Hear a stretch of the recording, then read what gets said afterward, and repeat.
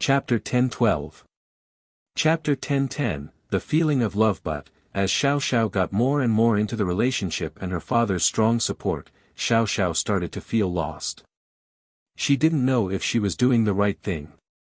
If Lin Yi really did fall in love with her, wouldn't it be painful? No, it's late. Go back and rest, Lin Yi said. Isn't your dad back? It's not good for me to go. He didn't go home, he's staying at a hotel. I think he has some other mission, and he's going out at night. He doesn't want to disturb my rest. Xiao Xiao shook her head.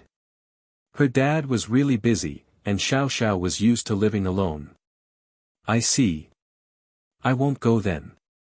See you tomorrow, Lin Yi smiled. Oh. Okay, Xiao Xiao was a little disappointed. Can you kiss me then? Xiao Xiao suddenly raised her head and looked at Lin Yi, her bright eyes shining like stars in the night sky. It made Lin Yi's heart skip a beat. He had the urge to kiss her, but Lin Yi controlled himself well. Wasn't his development with Xiao Xiao a little too fast? Let's go upstairs and sleep. Lin Yi didn't reply to Xiao Xiao. Oh. Xiao Xiao was a little disappointed, she really wanted to know what it felt like to kiss someone. She'd never had this kind of experience before.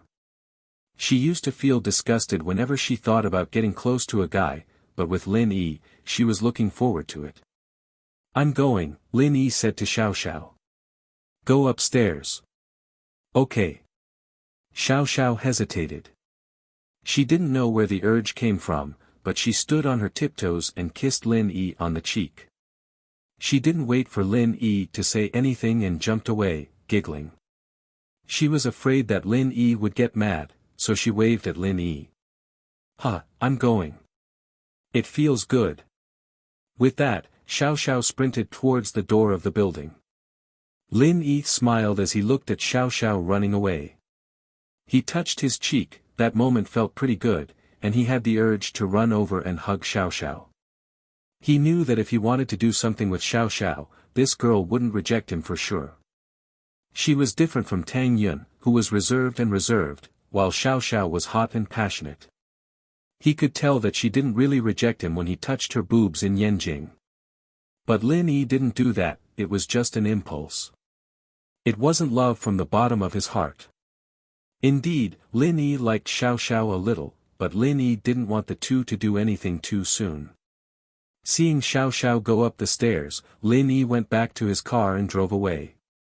Xiao Xiao ran into the elevator in one breath. In the elevator, she was holding her chest and panting, her face as red as a cooked lobster. She was bold, but this was the first time she kissed a boy. Even if it was the face, it was enough to make her feel shy. But, that electric feeling made Xiao Xiao fascinated, no wonder so many young men and women wanted to be in a relationship. This feeling was really good. Xiao Xiao touched her burning cheek. What did it feel like to be kissed? Kissing Lin Yi already made her feel so good. If she were to be kissed by Lin Yi, would she feel blissful? In a daze, the elevator reached the top floor. Xiao Xiao got off and went to her house. Xiao Xiao's house wasn't one of those luxurious villas, but it was a big duplex.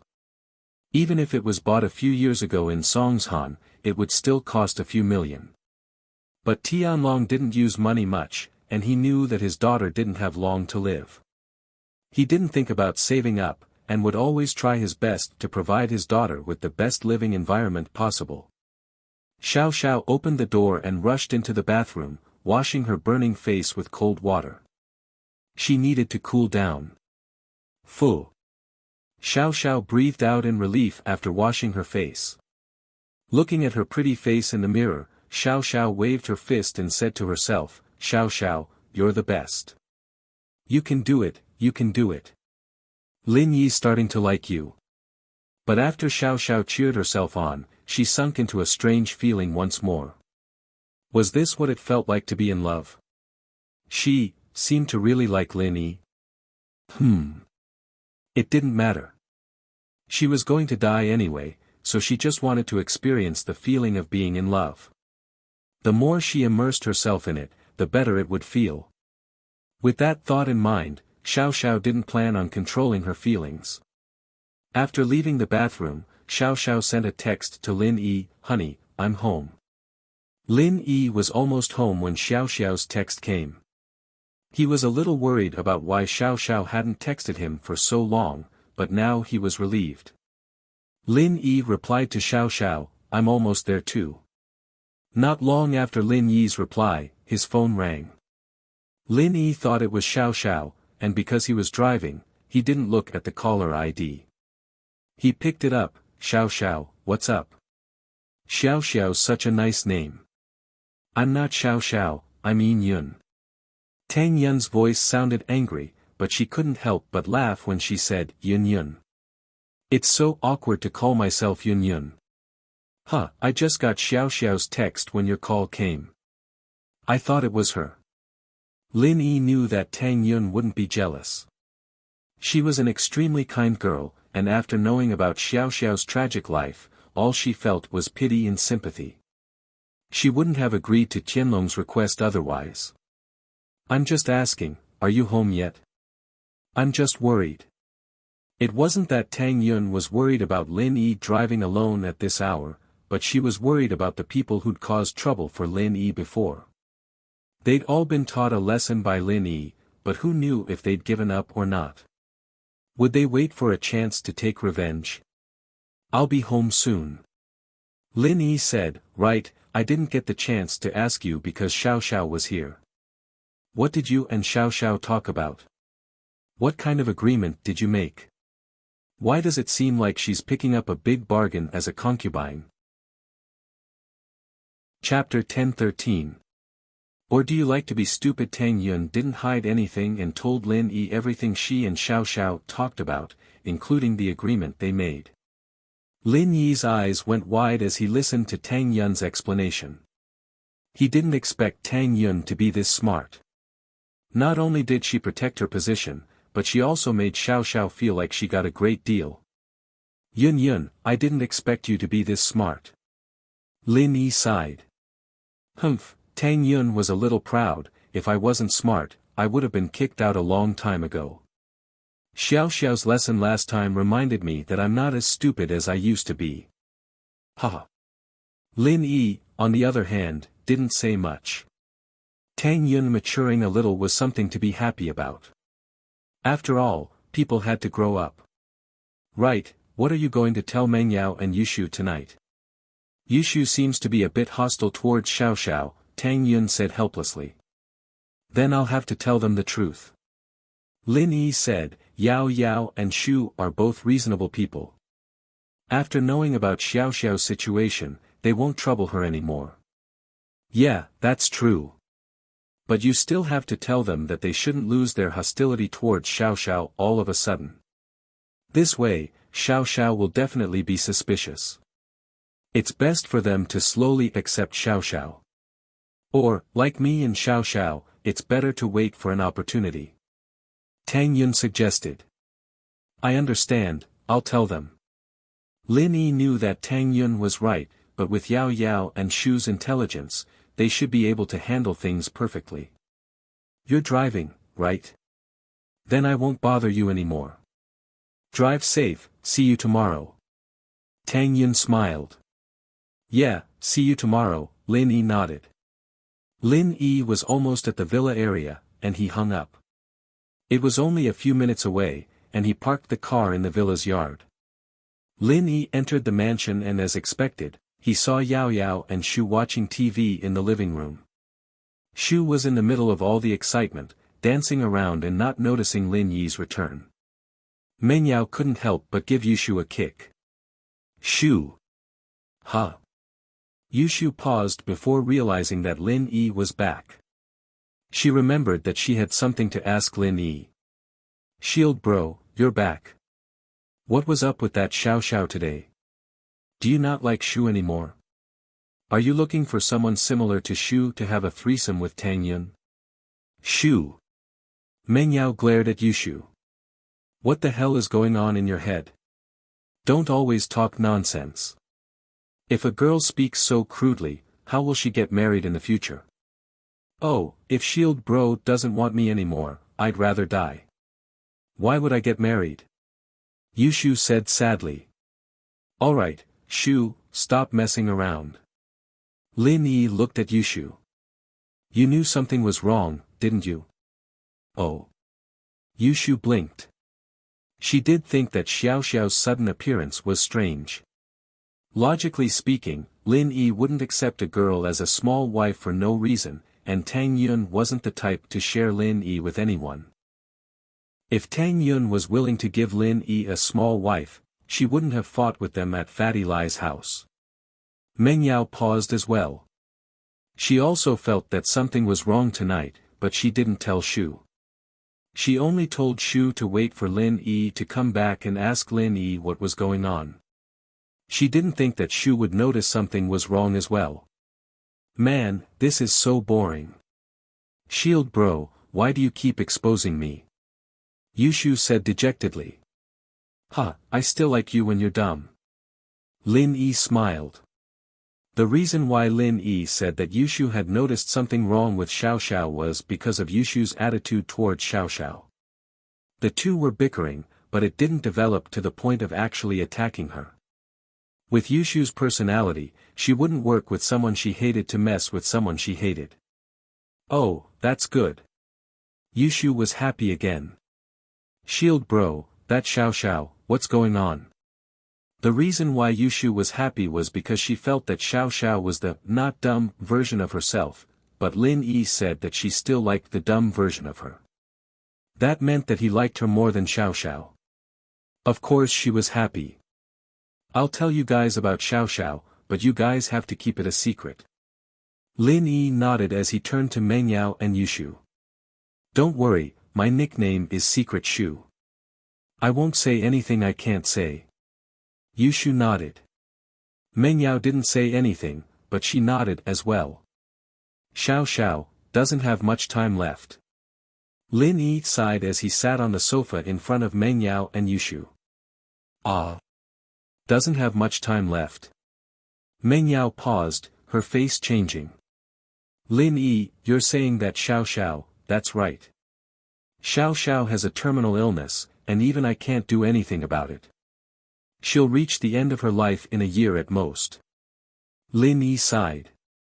Meng Yao and Yushu's eyes went wide as they looked at Lin Yi, stunned. Lin Yi continued. Xiao Xiao's father and I are really good friends, so he asked me to say that Xiao Xiao hasn't tasted love yet. He wanted me to agree to work with Xiao Xiao and pretend to be her boyfriend until the day she leaves. With that, Lin Yi told Meng Yao and Yushu everything that happened in the afternoon. And Tang Yun was very kind, so she agreed first. Did Tang Yin agree to it? Meng Yao was a little surprised, she didn't think that Tang Yun would be this kind, giving Lin Yi away. Yeah. Lin Yi nodded. Yao Yao, Xiao Xiao's so pitiful. Yushu was starting to regret going against Xiao Xiao today. She was about to die. Why did she go and fight with her? Lin Yi could stay by her side for the rest of his life, but what about Xiao Xiao? She'd have a year at most. Yeah. I really didn't think that Xiao Xiao would have a terminal family illness. Meng Yao sighed. No wonder Tang Yun accepted her. Chapter 10:14. Can't wait, don't worry, Lin Yi, Shu and I know what's important. Meng Yao nodded solemnly. Plus, Shu and I promise that we won't be hostile towards Xiao Xiao anymore. You can bring her to the villa as a guest. Ha! That's not necessary. Don't change your attitude towards her all of a sudden, there needs to be a process. Lin Yi shook his head. Xiao Xiao isn't stupid. If you guys suddenly change your attitude 180 degrees, do you think she wouldn't be suspicious? That's true. Meng Yao nodded. Then how should we cooperate? Meng Yao was a sensible person, and after hearing about Xiao Xiao's situation, she sympathized with her. If there was anything she could do for her, she would be more than happy to do it. But her personality made it so that even though she wanted to help, her tone was still very calm. Don't try to get close to her, just let nature take its course. Lin Yi didn't know what to do, and he could only take it one step at a time. At least if Shu and Yao Yao were hostile towards Xiao Xiao, then there wouldn't be many conflicts in the future. Oh, leave it to me. Yushu, on the other hand, patted her chest confidently.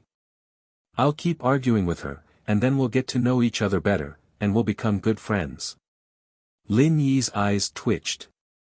He was really afraid that Yushu would use too much force and break her chest, but Lin Yi couldn't help but admire Yushu's idea. It was the most feasible one. Huh, Shu, I'll be troubling you then. Lin Yi nodded. Oh, I love helping Shield Bro, but after Xiao Xiao leaves, you have to make it up to Shu. Yushu said. Lin Yi's forehead darkened. Shu seemed to be waiting for Xiao Xiao to die, but Lin Yi knew that Yushu didn't have any bad intentions. Standing up, Lin Yi said, I'll go see Faubert. You guys keep watching TV, but you can discuss the specifics with Yin. Yes. Meng Yao was interested in interacting with Tang Yun, so she nodded naturally after Lin Yi said it. Lin Yi got up and walked into Faubert's room. Faubert had been living in the villa for the past 2 days. It was also convenient for Lin Yi to heal him. When Faubert saw Lin Yi walk in, he quickly stood up. Towards Lin Yi, Faubert didn't dare to neglect. His respect for Lin Yi came from the heart. Lin Yi could be said to be his savior. If it weren't for Lin Yi, his meridians wouldn't have been repaired. It could be said that Lin Yi's kindness to Faubert could be said to be like a second parent. Faubert treated Chu Pengzhan with the respect of an old friend, but towards Meng Yao, it was more of a love from the heart. The pain of losing his wife and daughter made Faubert treat Meng Yao, who he watched grow up, like his own daughter. Little Yi, you're back. Although Faubert called Lin Yi Little Yi, it was also because of Lin Yi's strong request, but his words were filled with respect. Faubert, what do you think? Lin Yi nodded and walked into the room. As for Faubert's attitude, Lin Yi raised it twice, but Faubert was still like this. Lin Yi couldn't do anything about it.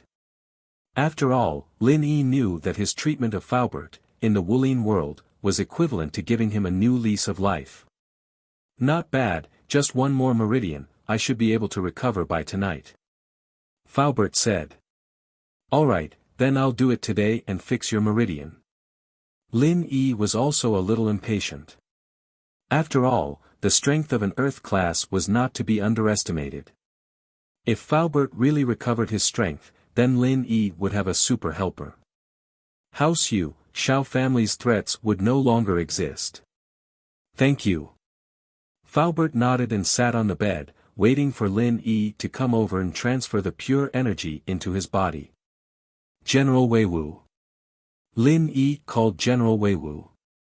General Weiwu obediently ran to Faubert's room and squatted there, ready to protect Lin Yi and Faubert. These days, General Weiwu was used to protecting Lin Yi and Faubert. Woof woof. General Weiwu barked at Lin Yi, as if telling Lin Yi that it was ready. Lin Yi nodded and sat beside Faubert. He activated the art of dragon mastery and started using the energy in his body to repair Faubert's damaged meridian. After a few days of hard work, Lin Yi had repaired most of the damaged meridian in Faubert's body. Today was the last one. Lin Yi's energy quickly flowed into Faubert's body. Faubert's meridian was recovering at a speed visible to the naked eye. Faubert couldn't help but moan in comfort. The pure energy that Lin Yi transferred to him was quickly absorbed by him. Before this, Faubert didn't believe that Lin Yi's pure energy could really be used by him without any side effects. However, after a few days, it was proven that Lin Yi's pure energy was really effective on him. It could be said that Lin Yi was very familiar with healing people. After about 15 minutes, the last damaged meridian in Faubert's body was completely repaired by Lin Yi. Now, Faubert was a person who could practice internal martial arts. Although there wasn't a trace of pure energy in Faubert's meridian, Lin Yi could feel the thickness of Faubert's meridian. If there was enough energy transferred to Falbert's meridian, he could immediately recover to become an Earth rank expert. This was the same situation when he dropped a level. It was similar to when he was in an online game, his level was still there, but he didn't have any experience points. This way, there was an advantage. As long as there was enough energy, he could once again become an Earth rank expert without any effort. This way, he wouldn't have to break through the bottleneck every time he cultivated. Lin Yi repaired the last meridian in Falbert's body.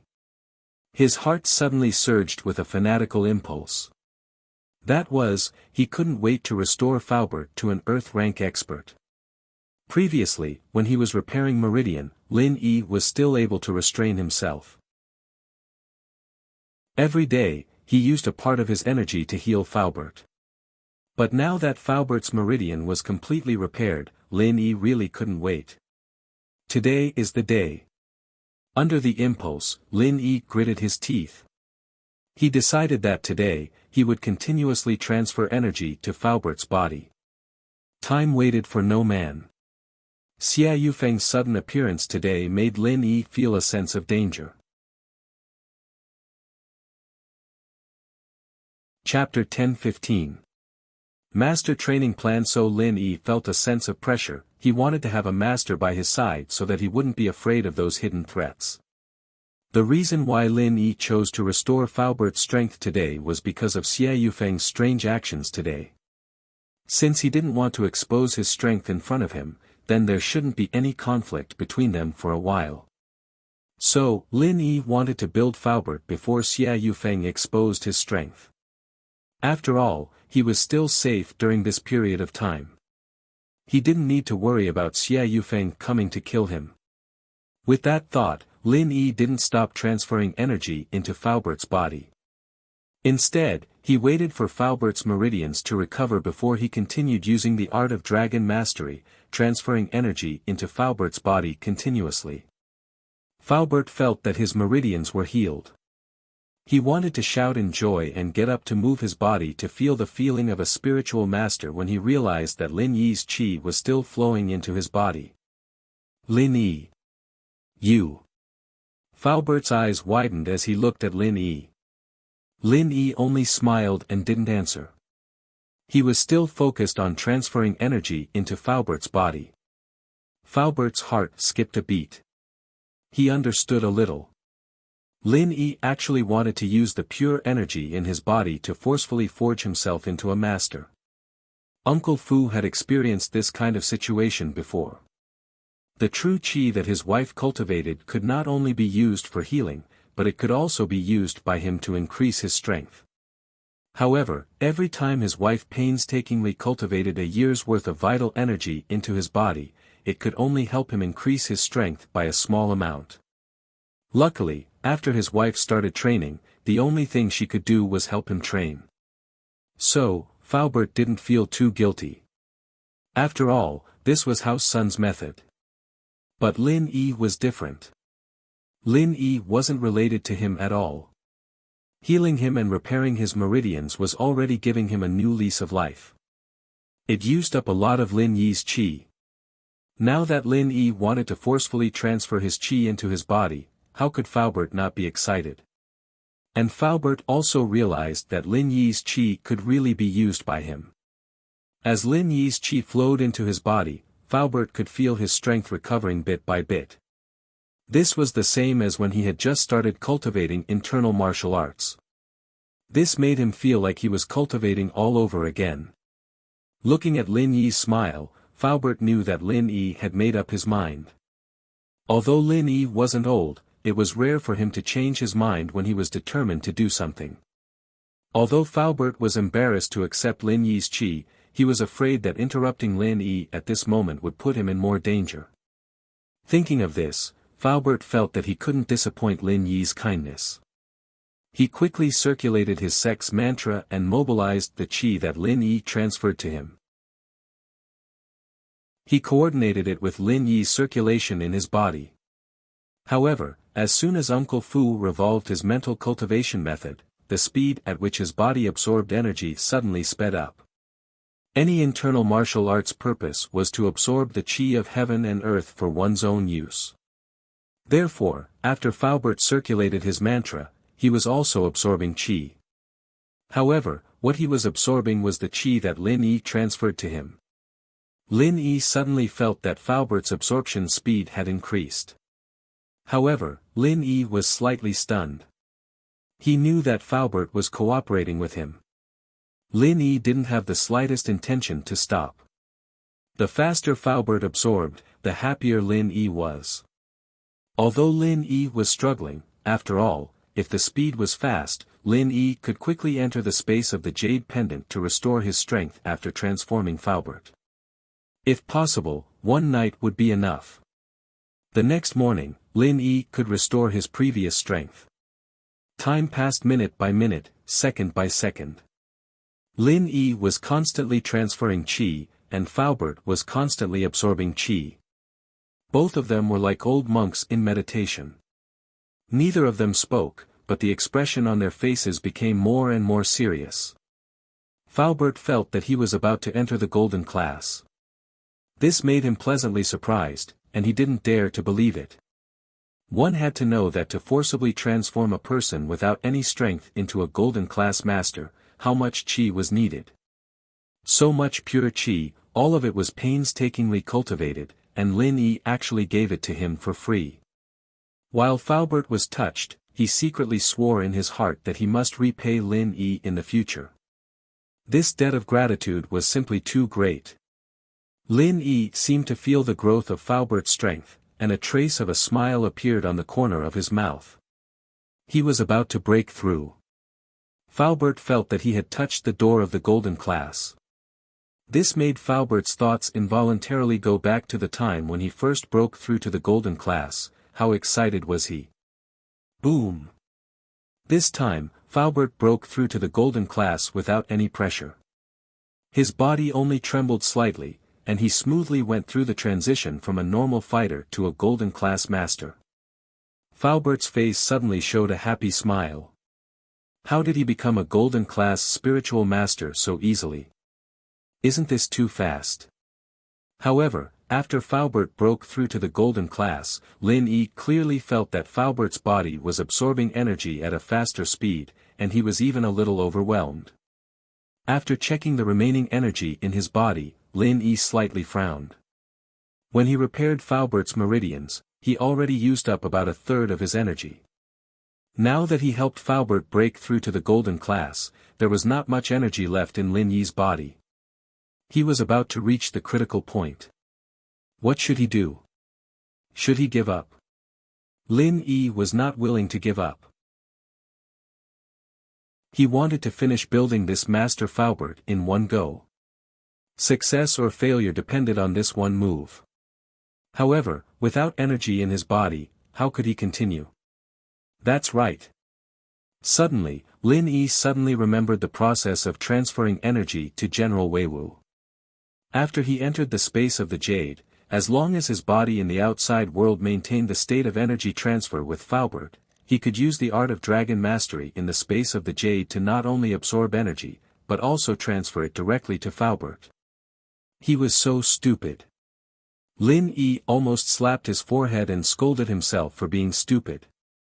Lin Yi quickly closed his eyes and entered the space of the jade. This was because the energy in his body was almost completely depleted. After entering the space of the jade, Lin Yi didn't care about the conversation with Jiao Lao and continued to quickly use the art of dragon mastery. As the energy in the space of the jade flowed into Lin Yi's body, it continuously flowed into Faubert's body. Chapter 10:16. Still puzzled at this moment, Lin Yi's body was like a transfer station, transferring the energy in the jade space to Faubert's body. However, although Lin Yi absorbed the energy very quickly, the energy didn't stay in Lin Yi's body at all.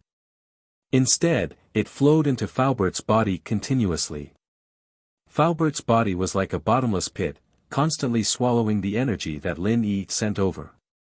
Of course, Lin Yi wasn't surprised. Back then, General Weiwu already needed a lot of energy, let alone a grown man like Faubert. Although Falbert's face was filled with surprise, it didn't take long for it to turn into shock. He originally thought that after Lin Yi sent some energy to his body as a foundation, it would stop. After all, there was a saying that the master led the way, the cultivation was up to the individual. Falbert planned to rely on himself in the future. He didn't expect Lin Yi to be able to send him endless energy. However, the current situation seemed to be different from what he imagined. Because Lin Yi's energy was still being sent over, there was no sign of it stopping. This made Falbert very surprised. Could Lin Yi hold on? Because Falbert felt that he was about to touch the barrier of the early phase of the golden class. This speed of leveling up was probably the first in history, right? Except for General Weiwu. Thinking of General Weiwu, Falbert really admired Chu Pengzhan a little. Where did Mr. Chu find such a ruthless person like Lin Yi? He was too fierce. He could create a master just by sitting at home. Although Falbert didn't know who Lin Yi was and which super force or sect he came from, he could tell that it wasn't simple from the fact that he could create a master just by sitting at home. At least, Lin Yi's background shouldn't be any weaker than his own sect, maybe even stronger. Thinking of this, Falbert's eyes became fiery. If he wanted to take revenge, it was not impossible. It was just that Lin Yi probably wouldn't intervene. When the time came, he would have to work hard on his own. Boom! Without any warning, Falbert broke through again. From the peak of the early phase of the golden class to the middle phase of the golden class. This kind of leveling speed, Falbert could not help but secretly click his tongue. It was too fast.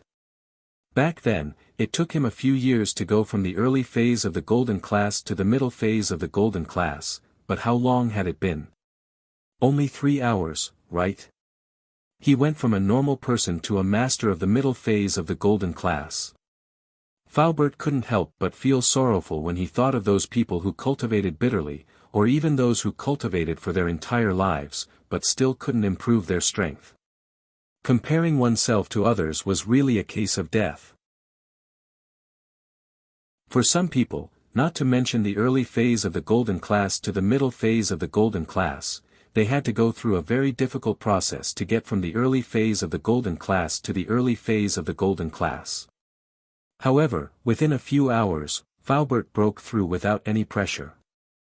Falbert reaching the middle phase of the golden class caused Lin Yi a lot of trouble. The energy Falbert needed to level up was obviously much more than General Weiwu. Therefore, Lin Yi felt like his body was like a sieve, the energy rushed through his body without stopping at all, causing Lin Yi's meridians to be filled with a large amount of energy. But in order for Lin Yi to create an Earth-class master, Lin Yi endured it. Once this thing was successful, it would be a historical breakthrough. Perhaps no one would have thought that he would create an Earth-class master's trump card, right? Thinking about it made Lin Yi extremely excited. As time went by, the energy Falbert absorbed in his body kept increasing.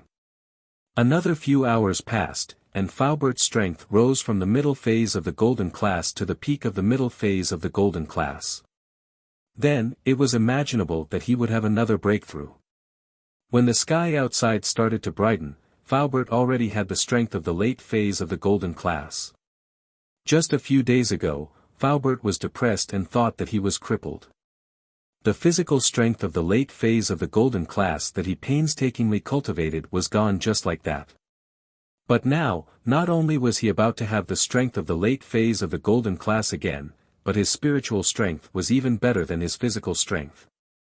While Falbert was enjoying the feeling of leveling up, Lin Yi wasn't having it so good. After all, a large amount of energy passed through Lin Yi's body, making Lin Yi feel like he was struggling to hold on. Continue. He had to continue. Lin Yi gritted his teeth and continued to silently circulate the art of dragon mastery, so that the energy in his body continued to be transferred to Falbert's body.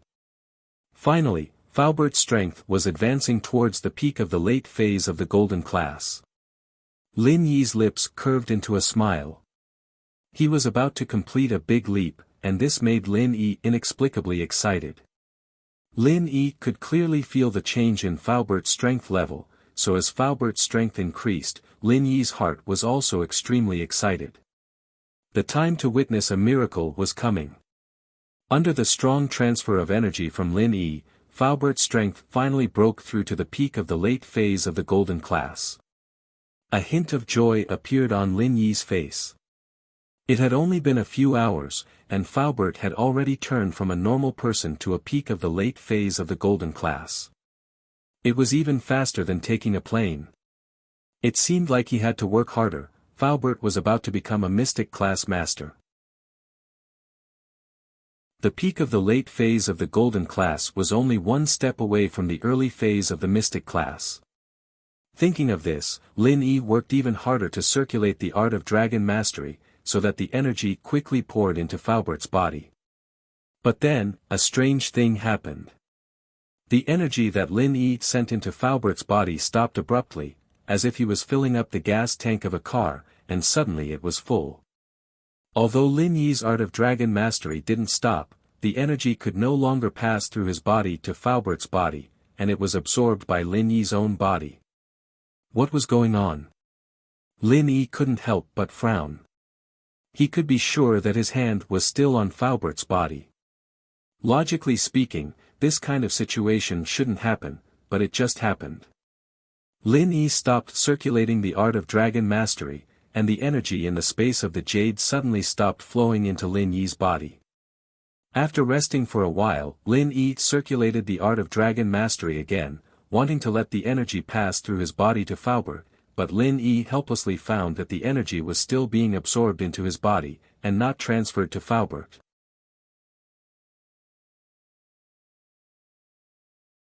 Chapter 10:17. Within reason Falbert felt the energy in his body stop flowing, but he saw that Lin Yi didn't open his eyes, he didn't know what Lin Yi was doing, and he didn't dare disturb himself. He had a lot of things he wanted to say, but he could only hold it in for now. But seeing that Lin Yi finally opened his eyes, Falbert quickly said, "Lin Yi, you've given me so much of your energy, your strength, I'm fine."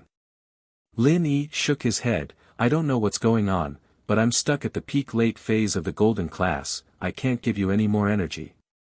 "Huh, peak late phase of the golden class, that's the same as my physical strength before I got injured. I'm already very satisfied with this. It doesn't matter if I can't increase it any further, at least I can continue practicing. This is much better than what I expected." Falbert said with gratitude and sincerity, "Lin Yi, thank you so much. But, you're clearly an Earth class. I want you to become an Earth class, peak late phase of the golden class, that's not the end." Lin Yi waved his hand and smiled at Falbert's gratitude, but he was still a little confused. "Ah!" Falbert almost froze after hearing Lin Yi's words. Wasn't Lin Yi a little too daring? Earth class. Lin Yi wanted to restore himself to an Earth class. This was something Falbert didn't even dare to think about. Lin Yi was actually this crazy. "What's wrong?" Falbert's scream pulled Lin Yi back to reality.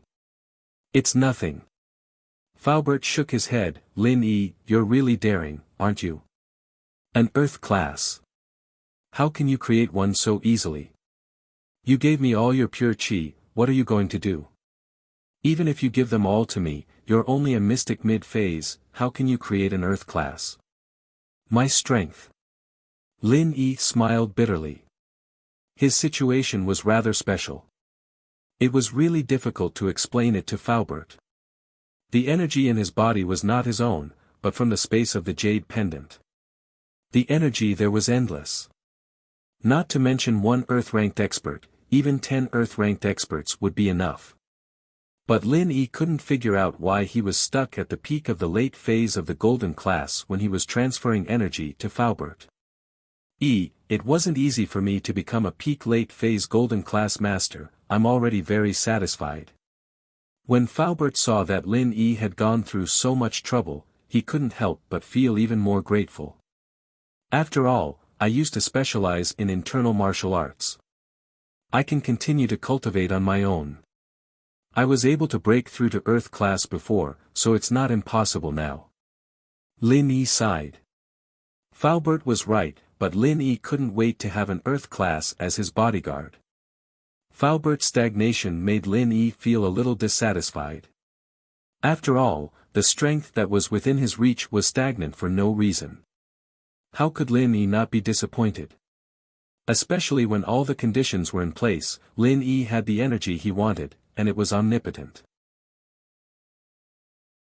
He could continuously transfer it to Faubert. Why was it stuck? This was a question that Lin Yi couldn't answer no matter how hard he thought about it. Faubert, how did you feel when the chi stopped? Lin Yi hesitated and asked. Faubert sighed and raised his head to speak to Lin Yi. I didn't feel anything special. I just felt that the chi from your side suddenly stopped, that. Lin Yi smiled bitterly. What Faubert said was basically the same as not saying anything. Lin Yi still couldn't figure out what the problem was.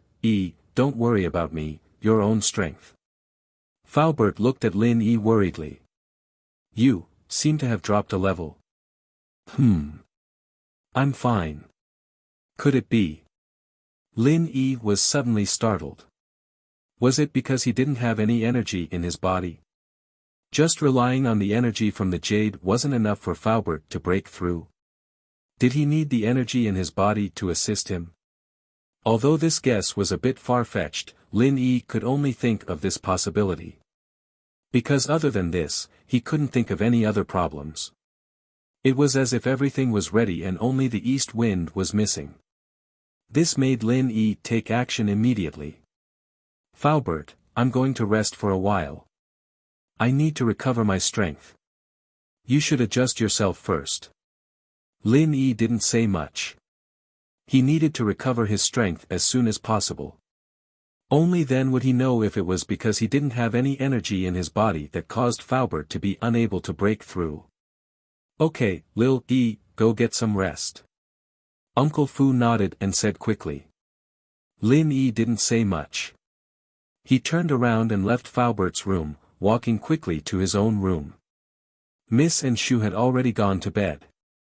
Every night, Lin Yi went to heal Faubert, so they weren't surprised. After Lin Yi returned to his room, he quickly entered the jade space and used all the time he had to recover the lost energy in his body. It was already morning outside.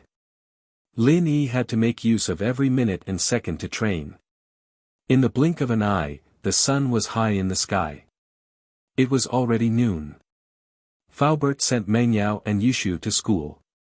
Although they were surprised that Lin Yi didn't wake up, Faubert told them that Lin Yi had used up a lot of energy to heal him, so he needed to rest. So Mengyao and Yushu didn't ask any more questions after hearing it. After Faubert sent them to school, he rushed home. He was worried about leaving Lin Yi alone at home. Although General Weiwu was guarding, Faubert had to be by his side to be at ease. The door to Lin Yi's room opened, and Lin Yi walked out of the room. On the sofa, Faubert, who was waiting anxiously, heard the sound and quickly stood up. He looked at Lin Yi and asked quickly, how are you? I'm fine, my strength has recovered. Lin Yi couldn't help but feel a little regretful.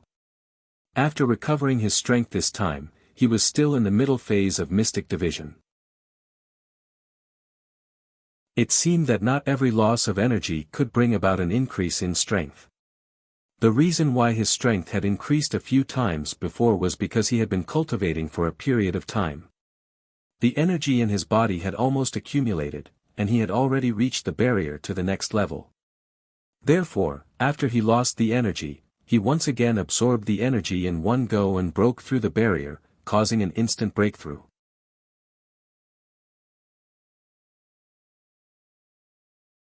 Chapter 10:18. A helpless result, but even so, Lin Yi was still a little disappointed. Before, Lin Yi even wanted to transfer the energy out and cultivate it back so that he could level up quickly. But now, it seemed like that idea was really stupid. Breaking and building, for Lin Yi, was indeed a support for leveling up, but it was only a support. If he didn't reach the next level, he wouldn't be able to level up even if he used the energy to recover 100 times. This kind of opportunism was not a good idea. Thinking about it, Lin Yi found it laughable. This idea was too stupid. If it really worked, then wouldn't he be able to level up to Sky Class in no time? Even Sky Class wouldn't be that easy to reach. Recovered. Uncle Fu sucked in a breath of cold air. Faubert knew exactly how much pure Qi Lin Yi transferred to him. Not only did it repair his meridians, but it also turned him from a normal person to a peak late phase golden class master. How much energy did that take? Even if Lin Yi didn't drop to mystic class, he would still be extremely weak. But Lin Yi recovered so quickly. But thinking about how shocking Lin Yi was before, Faubert could only smile bitterly. Lin Yi wasn't someone that could be judged by common sense. Faubert, now that my strength has recovered, let's do another experiment and see if it can help you break through again. Lin Yi said. Experiment again? You've just recovered your strength. Is that okay? Faubert looked at Lin Yi in surprise. He didn't think that he'd just recovered his strength, and now he was going to help him recover. We have to try it. Lin Yi nodded firmly. He didn't have the habit of giving up halfway, so once he decided on something, he had to do it. Oh. Okay then. Faubert saw how determined Lin Yi was and nodded. It seems like I have no choice but to agree. Then I'll have to trouble you. Lin Yi shook his head and smiled. What's there to trouble? I just want to have an Earth class by my side. That way, House Yu and Xiao family won't be a threat anymore. Ha! Faubert heard Lin Yi's words and couldn't help but laugh. Yeah, if I was at my peak, what would House Yu and Xiao family amount to? They're just a common world noble house. They're nothing now. I'm just worried about the hidden house behind House Yu, Lin Yi said. Hidden house, yes. Although Uncle Fu didn't say anything, his words still carried a hint of pride. When Uncle Fu was young, he must have been someone who could stand shoulder to shoulder with a hidden house, right? Lin Yi put his hand on Uncle Fu's shoulder again and said in a low voice, Uncle Fu, it's about to start, please get ready. Faubert, it's about to begin, please get ready. Faubert's smile disappeared and was replaced with a serious expression. He didn't want Lin Yi to waste more qi for him, but he was looking forward to breaking through again. Lin Yi activated the art of dragon mastery, preparing to transfer the energy in his body to Faubert's body. However, something strange happened again. The qi circulated in Lin Yi's body, but it didn't go to Faubert's body at all. Faubert, have you started your own chant? Lin Yi was startled and asked. Yes, I'm doing it now. Faubert nodded, it hasn't started yet. Let me try again. Lin Yi frowned and continued to activate the art of dragon mastery. However, the situation was still the same. His qi couldn't be transferred to Faubert through his hands. It was as if Faubert didn't need his qi at all and couldn't get it from his body. This was exactly the same situation as yesterday. Lin Yi's qi couldn't be used by Faubert. Half an hour passed. Although Lin Yi's qi hadn't been consumed at all, he was so tired that his face was flushed and he was sweating profusely. Faubert wasn't relaxed either. Because of his cultivation and anxiety, he was also sweating profusely. Sigh. Lin Yi let out a long breath unwillingly, but at this moment, he had to give up. He had no way to transfer qi to Faubert's body. If you can't do it, just give up. I can cultivate by myself. It's not a problem. Faubert saw how tired Lin Yi was and quickly said. But Lin Yi wasn't willing. He really wasn't willing. Is it because Faubert's cultivation technique is different from mine? But even if it's different, isn't my cultivation technique omnipotent? Why does it suddenly not work? Lin Yi stood up and wanted to move his numb body. He accidentally saw General Weiwu. Lin Yi's expression changed slightly and he called General Weiwu, come here. Woof woof. Ever since General Weiwu was made into a master by Lin Yi, it was extremely close to Lin Yi. When Lin Yi called for it, it ran over happily and jumped into Lin Yi's arms. Lin Yi thought that if Faubert's cultivation technique was different from his, then he and General Weiwu would be considered as the dog of the same master. So Lin Yi wanted to try and see if he could increase General Weiwu's strength. Lin Yi hugged General Weiwu and activated the art of dragon mastery. However, what disappointed Lin Yi was that only a small amount of energy entered General Weiwu's body. What happened next was exactly the same as Faubert's situation. The energy transfer stopped abruptly. Lin Yi couldn't transfer any more energy into General Weiwu's body. General Weiwu was a dog with the strength of the peak of the late phase of the golden class. The little bit of energy that was transferred was probably only enough to make up for General Weiwu's energy consumption. When General Weiwu fought against Ubaid, it probably used up some of its energy. However, General Weiwu didn't know how to cultivate and recover on its own, so it used up all its energy. It could only rely on Lin Yi to replenish its energy. However, after replenishing its energy, it was impossible to transfer more energy into General Weiwu. Lin Yi couldn't help but fall into deep thought again. It was the same for General Weiwu. It couldn't break through anymore. What was the reason? Lin Yi, the strength of the peak of the late phase of the golden class is not bad. Seeing the disappointment on Lin Yi's face, Faubert quickly comforted him. He. I know. Lin Yi sighed and said, Faubert, go do what you need to do. I'm going to school now. Since it had come to this, Lin Yi could only give up. It seemed like he was too naive. He thought that his energy was omnipotent and he could mass-produce masters.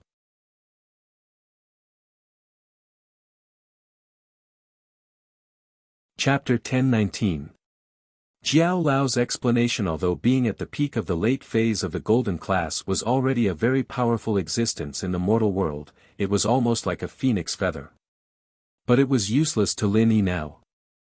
Lin Yi's enemies were all from the noble houses and not the mortal world. They were all mystic class masters. Faubert and General Weiwu couldn't help him either. Whatever, it seemed like trickery wasn't a good idea, he still had to rely on himself. Faubert saw that Lin Yi was shaking his head and sighing. He knew that he must be very disappointed, so he didn't say much and just sighed. Xiao Yi, I'll go to Mr. Chu's company, you drive to school yourself. I'll go myself, Lin Yi said. I'll go take a shower first. Faubert, you can go first. Okay. Faubert saw that Lin Yi had recovered his strength, so he didn't worry anymore and left the mansion. Lin Yi returned to his room and asked Jiao Lao in the jade space eagerly, Jiao Lao, isn't my energy omnipotent? Why can't Faubert become an Earth-class master? Why can't I increase General Weiwu's strength? Lin Yi was in a rush to recover his strength, so he didn't have time to talk to Jiao Lao. Now that he failed, he wanted to ask Jiao Lao the reason. I'm not sure either. Jiao Lao's voice rang in Lin Yi's ears. I see. Lin Yi smiled bitterly. Even Jiao Lao didn't know the reason. I haven't finished. Jiao Lao was obviously unhappy with Lin Yi's interruption, but I have some guesses. Jiao Lao, please speak.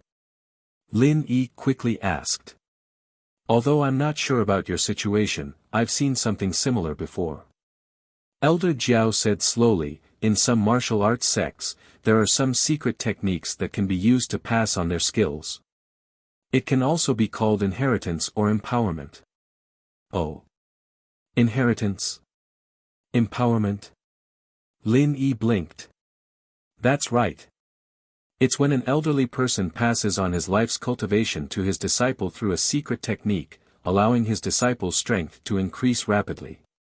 Jiao Yazi said, however, after receiving the inheritance, the disciple will always be one level lower than the master. Only by diligently cultivating in the future, will the disciple be able to reach the master's height. Oh. One level lower. Lin Yi nodded thoughtfully. Yes, if all strengths can be passed on, then their sects will be infinitely strong, and there will be countless masters. Then would other sects still need to survive? Jiao Yazi said, but even so, these sects are still very big. Jiao Lao, you mean that this is also a type of inheritance? Lin Yi nodded and asked. Should be about the same. Jiao Yazi said, it's just that after you pass on the inheritance, you can quickly recover your strength in the space of the jade, but others can't. That is indeed the case. Lin Yi's golden finger was indeed a bit overpowered. So, you are now a mystic class master, and according to the theory of inheritance, you can only pass on a master one level lower than you. The peak of the late phase of the golden class is already the limit. Jiao Yazi said. Sigh, it would have been better if I talked to you earlier, then I wouldn't have to waste my energy to experiment. Lin Yi listened to Jiao Yazi's guess and knew that it wasn't far from the truth. How do you know it won't work if you don't experiment? I saw that your experiment failed, so I came to this conclusion. Jiao Yazi laughed, otherwise, I would have thought that you could make an Earth-class master. Yes. But if only Faubert could enter the space of the jade. Lin Yi sighed to himself. But as soon as this thought came out, Lin Yi quickly rejected it. Not to mention that he was the only one who could enter the space of the jade, even if Faubert could enter, Lin Yi wouldn't let him. After all, this was Lin Yi's biggest trump card. Although Lin Yi felt that Faubert was trustworthy, this kind of secret should be kept to himself. One more person meant one more danger. During the experiment, Lin Yi was sweating profusely. Now that he communicated with Jiao Lao, Lin Yi completely gave up on the idea of making an Earth-class master because it was unrealistic, unless he had the strength of a Heaven-class master. But if he had the strength of a Heaven-class master, then what was the use of making an Earth-class master in batches? Lin Yi took off his clothes, turned on his phone, and went to the bathroom to take a shower. Lin Yi was afraid of being disturbed, so he turned off his phone. He didn't know if anyone contacted him. Donghai, Dr. Kang's house. In front of Dr. Kang's villa stood the two brothers, Xiao Ji and Xiao Ben. They were holding expensive gifts in their hands. They were here to visit Dr. Kang. After receiving the report, Dr. Kang wasn't in a hurry to let the brothers in. Instead, he called Kang Guifeng, Kang Cuepu, Kang Xiaolong, and Kang Mingming together for a family meeting. The Xiao family is most likely here for Xiaolong's marriage. Guifeng, what do you think? Dr. Kang looked at his eldest son and asked faintly. Father, from what I see, the Xiao family is like a stray dog. Uncle Pai is in a vegetative state, and the Xiao family owes Lin Yi a huge debt. The Xiao family is about to be destroyed, and we should stay away from them. Kang Guifeng voiced his opinion. As far as he was concerned, the Xiao family had lost their value. Dr. Kang nodded. In fact, this was the reason why he didn't let the Xiao family brothers enter the house. Dr. Kang had seen the Xiao family's recent misfortune. The Xiao family was done for. They didn't even look like a noble house anymore. They couldn't even compare to the rich families of other places. To put it nicely, the Xiao family was still a noble house, but anyone could see that the Xiao family would be removed from the noble house meeting soon. A family that couldn't even compare to a normal noble house, let alone a noble house. Guifeng is right, the Xiao family's situation is tragic. Miracle Dr. Kang said. We wanted to use House Xiao to enter the ranks of a noble house, but they can't even protect themselves right now. Not only can they not provide us with any benefits, but if we were to marry them now, their debts and the mess they've left behind will fall on us. Suepu, what do you think? Miracle Dr. Kang shifted his gaze to his second son.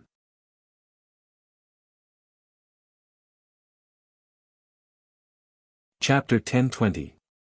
House Kang's attitude towards the Xiao family ridiculous. Merge? Then are we House Kang or Xiao family? Dr. Kong waved his hand, cutting Suepu off impatiently. All right, that's enough. Zhao Long, tell us. Yes, Grandpa. Zhao Long walked up respectfully. Grandpa, second uncle's words are reasonable, but what we need to do isn't merge, we need to replace them. The Xiao family is in dire straits, and we need to make them even worse. Only when the Xiao family's title as an aristocratic family is removed will our Kong family have the chance to be promoted to a new aristocratic family. Looking at all the noble houses right now, we have the most potential. Oh. Not bad. Dr. Kong couldn't help but laugh at Xiaolong's words. Ha ha ha. Xiaolong is right, the Xiao family is in dire straits, and we need to make them even worse. Only when they're in dire straits will we have a chance. Good. Good. Good. What a great idea. Grandpa, you're too kind. Xiaolong smiled humbly. Suepu frowned. What kind of logic was there in his words? If it weren't for Xiaolong giving him some face, he'd know that his words were bullshit. But his mind wasn't on this, and he didn't have any brains. What about Zhao Ming? What do you think? Dr. Kong looked at Kong Ming Ming. Grandpa, actually, Big Brother's words make sense, but I don't think they're completely right. Kong Ming Ming felt that his father had lost face, and as a son, he should earn it back. Plus, Kong Ming wanted to leave a good impression in front of his grandpa, so he'd thought about it for a long time before saying this. Oh. Tell me, what's not completely right? Dr. Kong took Kong Ming Ming's words seriously. Kong Ming may be a spoiled brat, but he was much better than his old man Suepu. Grandpa, as the saying goes, even a salted fish can still make a comeback one day. Kong Ming Ming said, although the Xiao family is down now, they are still an aristocratic family. We don't know how many connections they have. If they really make a comeback, it's hard to say. Stage a comeback? Dr. Kong shook his head. In his opinion, how could the Xiao family stage a comeback? It's more like a broken family. However, Kong Ming Ming had made a lot of contributions to the family recently, so Dr. Kong couldn't reprimand him. He just continued to ask, in your opinion, what should we do? I think the marriage with the Xiao family can't be broken, but not with Big Brother. Kong Ming Ming laughed a little embarrassedly. We can transfer the marriage to me. I'll accept that pretty girl from the Xiao family reluctantly. I'm a spoiled brat from House Kong, and the Xiao family is down now. It won't affect us if I kick her out, because I'm a spoiled brat who only plays with women. No one can say anything if I kick her out, but Big Brother won't be able to. But if they don't fall, we can still maintain our relationship. Miracle Dr. Kong fell into deep thought after hearing Zhao Ming's words. Zhao Long, on the other hand, laughed heartily as he looked at Zhao Ming. Lil bro, you like Wang Xinyan. Pretty girls are everywhere. No matter what, she's still your sister-in-law. It's not good for you to think like that. Kong Ming Ming did have his own selfish motives, so he blushed when he was exposed. He argued, I'm doing this for the good of House Kong. Let's do as Zhao Long says. Dr. Kong didn't say anything more about Kong Ming Ming's opinion. Zhao Ming, Zhao Long is right. People who do big things shouldn't care so much about women. Yes. Grandpa. Kong Ming Ming wasn't convinced. In fact, he really felt that way. As for getting Wang Xinyan, he had his own selfish motives, but what if the Xiao family wasn't stripped of their noble house title? House Yu had been at a disadvantage recently as well. What if House Yu decided to lay low during the noble house meeting and let the Xiao family go? Or maybe they had the same thoughts as the enemies of the Xiao family. The Xiao family was still useful to them. But Kong Ming Ming knew that nothing he said would change anything. He could only let his grandpa think that he was playing with Wang Xinyan. Of course, that was exactly what he was thinking. Since House Kong had decided on how to deal with the Xiao family, there was no need to hide anything. Kong Guifeng walked out of House Kang's villa and welcomed the Xiao family brothers. Xiao Ji and Xiao Ben had been waiting in front of House Kang's villa for a long time. They'd already sent someone to notify them, but after waiting for half an hour, no one from House Kong came out. "Brother, do you think House Kong won't want to see us? Damn it, what a snob. When our Xiao family was powerful, they tried so hard to get close to us, but now that something has happened to us, they treat us with this attitude." Xiao Ji was a hot-tempered man, and when he got impatient, he yelled, "How long has it been? Half an hour, right? Still no one. What kind of bullshit is House Kong playing?" Xiao Ben sighed as he looked at his raging brother. "Brother, calm down. Our Xiao family isn't in trouble right now, is it? Uncle Pai's in a vegetative state, and our Xiao family's only hope is gone. We owe Lin Yi a huge debt, and we're in a lot of trouble right now. It's normal that House Kong doesn't want to see us." "Normal? I think it's just a shameless snob," Xiao Ji humphed. "What the hell are you talking about? Brother, someone's here. Stop arguing." Xiao Ben's eyes were sharp, and he saw the door move a little. He quickly stopped Xiao Ji from cursing anymore, in case he offended someone. Xiao Ji quickly shut his mouth when he heard that someone was here.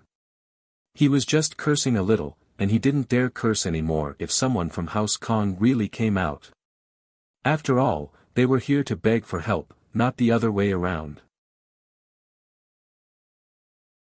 But what the Xiao family brothers didn't expect was that the person who came out was Dr. Kang's eldest son, Kong Guifeng, Xiaolong's father by marriage. Xiao Ben heaved a sigh of relief. There was still hope if someone of such importance was sent to greet the two brothers. With that thought, he quickly went over with a smile. "Kong bro, why did you come out to greet us personally?" "I'm sorry." Xiao Ji paused as well. He didn't think that Kong Guifeng would come out to greet them personally, and his anger lessened a lot. He quickly went over as well. "Kong bro."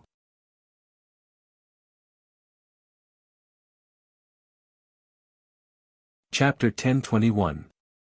A bad memory. Kong Guifeng's attitude took Xiao Ji and Xiao Ben by surprise. They were considered in-laws with Kong Guifeng, and even if they weren't married yet, Kong Guifeng shouldn't be this cold, should he? It was as if he didn't know them at all. "Brother Kong, what do you mean? Xiao family and House Kong are in-laws, isn't it inappropriate for them to visit each other?" Xiao Ben pretended to be confused. "In-laws? Since when did our families become in-laws?" Kong Guifeng blinked. "I don't think so, Xiao Ben." "Xiao Ben, did you remember wrongly?" Xiao Ben was taken aback by Kong Guifeng's words as well. He didn't think that Kong Guifeng would say something like that. Wasn't he just denying it? Xiao Ben's face darkened. "Kong bro, didn't your son Xiaolong and my niece Wang Xinyan already set an engagement?" "Set an engagement? Look at my memory. Are you for real?" Guifeng, on the other hand, didn't know what was going on. He slapped his head. "I really can't remember, can you remind me? When was the engagement ceremony, and which hotel was it held? Who attended the engagement banquet?" "Wah." Xiao Ben and Xiao Ji froze. This engagement was clearly a verbal agreement. How could there be an engagement ceremony and an engagement banquet? They hadn't even started yet, so where was the hotel or the witnesses? Xiao Ben and Xiao Ji finally understood that Kong Guifeng was doing this on purpose.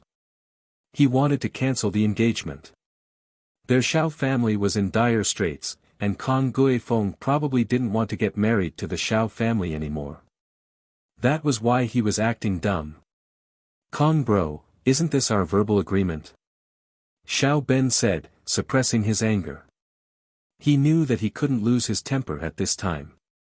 Once he lost his temper, he wouldn't have a chance. That would be falling into the Kong family's trap. They would use his anger as an excuse to cut ties with the Kong family. Verbal agreement? Kong Guifeng frowned. I don't remember anything. You. Xiao Ben was pissed, and Xiao Ji was on the verge of going berserk. Hey, I'm sorry. Look at my memory. I've been forgetful lately. I can't remember anything that happened before. Many scammers have come to me recently, saying that I agreed to marry them, but they can't prove it. Kong Guifeng shook his head, troubled. How about this, Xiao Ben, your Xiao family is an aristocratic family. I believe that you aren't scammers, but there's no proof. Show me some evidence to prove that Zhao Long and your Xiao family have a marriage. I'll definitely approve of it. After all, Xiao family is an aristocratic family. It's an honor for us to marry you. You motherfucker. Xiao Ji was about to scold him, but Xiao Ben glared at him. Hee, if that's the case, why do we need evidence? Why don't we make the decision now and rearrange the marriage? Our Xiao family also thinks that your Kong family is a good choice. Xiao Ben was a smart man, so he followed up on Kong Guifeng's topic. This. Kong Guifeng was stunned. He didn't expect Xiao Ben to catch on to his weakness. He couldn't help but be annoyed at his own carelessness. Xiao Ji was also looking at his little brother in admiration. Amazing, truly amazing. Luckily I didn't scold him, or else this matter would have been ruined and irreversible. Hee, Xiao Ben, you're right. However, I still can't agree to it. Kong Guifeng shook his head and rejected again. Why is that? Why? Brother Kang's words just now were just flattery. Xiao Ben took the opportunity to ask. That's not it. It's just that our Zhao Long is indeed engaged to another family, but I can't remember who it is at the moment. So, before everyone finds the evidence, I can't just casually arrange another engagement for Zhao Long for the time being. What if someone really has evidence and says that our Kong family broke off the marriage? Kong Guifeng said, so, Brother Xiao Ben, you better go back and find evidence. Sigh, this memory of mine. I'm getting old, and my brain isn't working well anymore. After that, Kong Guifeng turned around and walked back to the villa. As he walked, he waved at the Xiao family brothers, I still have something to do, so I won't be seeing you off. Xiao Ben's face was gloomy. The situation was clear. The Kong family broke off the marriage. They abandoned the Xiao family.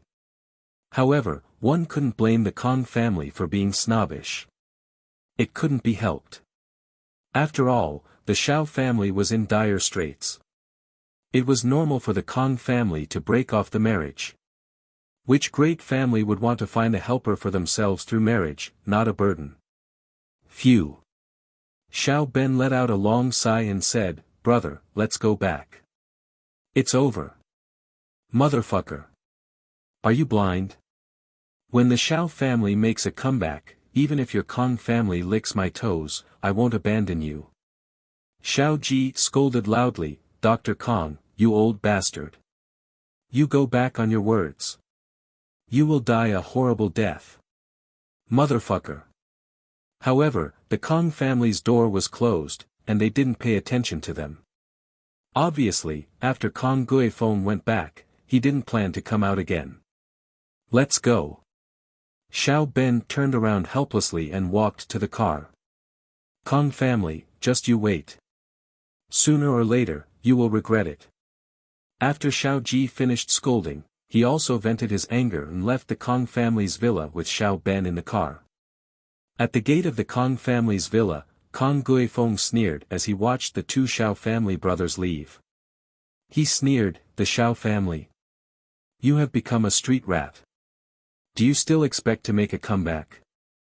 In your mother's daydream. After Xiao Ji and Xiao Ben got into the car, Xiao Ji didn't stop cursing. All kinds of vulgar words and dialects came out of his mouth.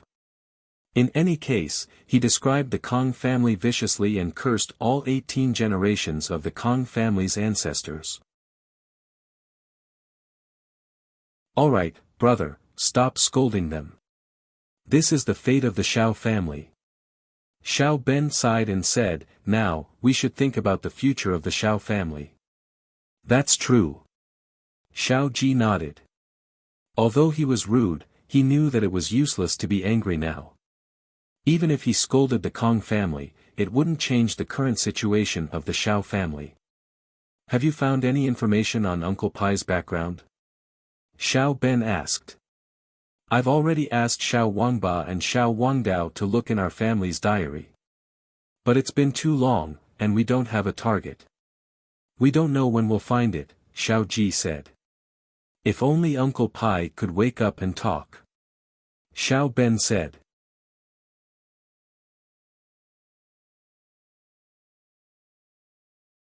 Chapter 10:22. Xiao Xiao's rage. Lin Yi took a nice hot shower, washing away the sweat on his body.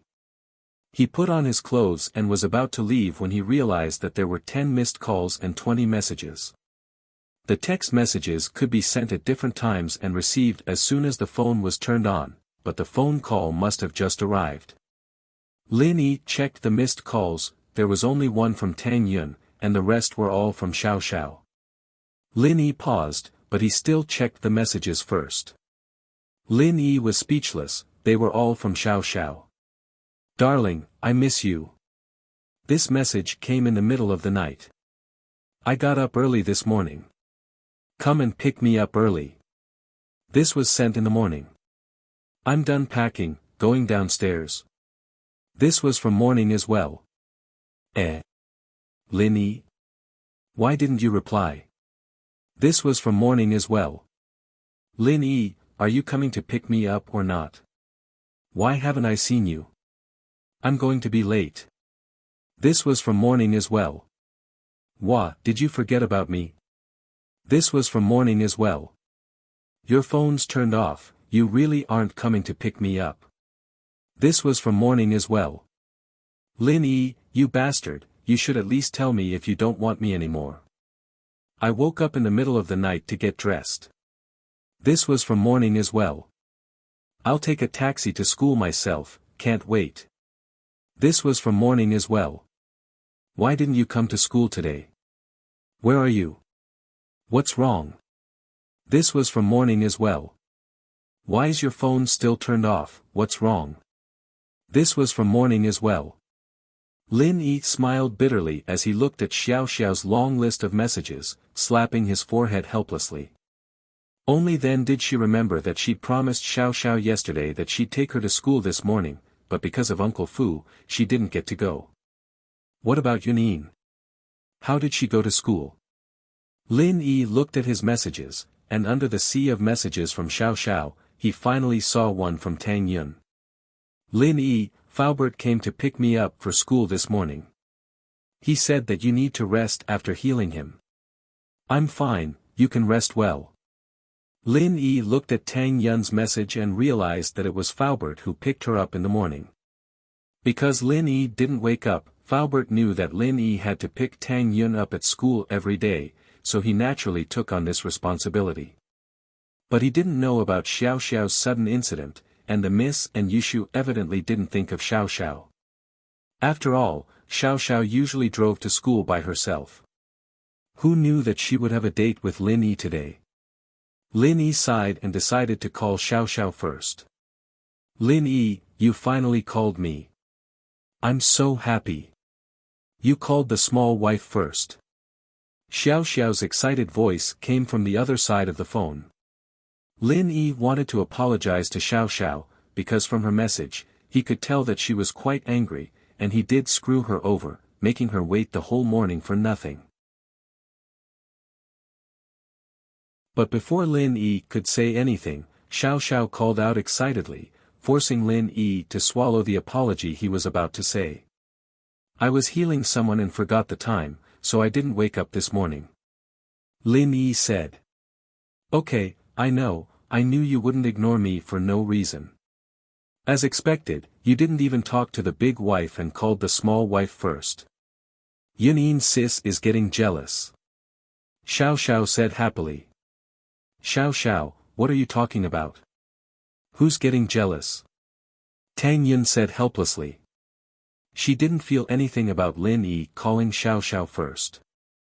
She didn't want to get jealous with Xiao Xiao, and besides, Xiao Xiao had called Lin Yi a dozen times and texted him 20 times, while she only sent one. She'd already said that she knew about Lin Yi's situation, so it was reasonable for Lin Yi to call Xiao Xiao first. What was there to be jealous about? Oh. You're with Yunin. Lin Yi blinked, sweating. Tang Yun wouldn't be unhappy that he called Xiao Xiao first, would she? But Tang Yun's voice didn't sound different, so she wasn't angry anymore. I couldn't find you, so I went to Yunin sis. I asked and found out that you didn't come to pick me up because you were healing someone, Xiao Xiao said. Yunin sis called you just now and got through, but you didn't pick up, so I called you a bunch, haha. Lin Yi shook his head with a smile. This Xiao Xiao was quite an optimist, getting angry fast, getting happy fast, getting excited fast again. Are you coming to school in the afternoon? Xiao Xiao asked. Yeah, I'll be there in a bit. Lin Yi said. Okay. Xiao Xiao was excited. She'd gotten up in the middle of the night to dress up, preparing to surprise Lin Yi in the morning, but she didn't even see Lin Yi. She couldn't help but feel disappointed. If she didn't see Lin Yi today, her makeup would be for nothing. Give the phone to Yunin, I'll talk to her. Lin Yi said. Since Tang Yun was by Xiao Xiao's side, Lin Yi didn't need to bother calling. Okay, Yunin sis, Lin Yi's looking for you. Xiao Xiao passed the phone to Tang Yun. Tang Yun took the phone and couldn't help but smile. Lin Yi, you got a second wife and forgot about the main one? Huh, of course not. Lin Yi smiled. He could tell that Tang Yun was joking. Stop fooling around. Are you alright? If you're tired, then don't come in the afternoon. Tang Yun cared about Lin Yi. After all, she and Lin Yi had been together for a long time. She didn't need to rush to see Lin Yi. I'm fine, see you later. Lin Yi said casually. Alright, see you later. Is there anything else you need from Xiao Xiao? Tang Yun asked. Nope, I'm hanging up. Lin Yi said before hanging up. Tang Yun gave the phone back to Xiao Xiao, who happily put it away. Yunin sis, I look good now, right? I don't need to touch up my makeup from this morning, right? It's already good, you don't need to. Tang Yun smiled. Really? That's not bad. Xiao Xiao nodded. Lin Yi drove to school and parked his car at the food street behind the school, next to Xiao Xiao's car. But beside Xiao Xiao's car, there was another luxury car. It was a black Lamborghini.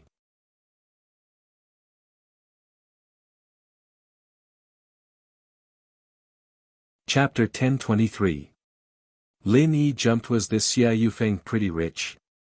He bought a sports car on his first day of school transfer. But Lin Yi only took one look before walking back to school. What car Yufeng drove had nothing to do with him. As long as he didn't mess with him, he could do whatever he wanted. When Lin Yi got to school, it was already the first class in the afternoon. Lin Yi walked into the classroom and sat down at his desk. Not long after, the teacher walked in and started the afternoon class. Xiao Xiao was disappointed. Lin Yi didn't even look at her when he walked in.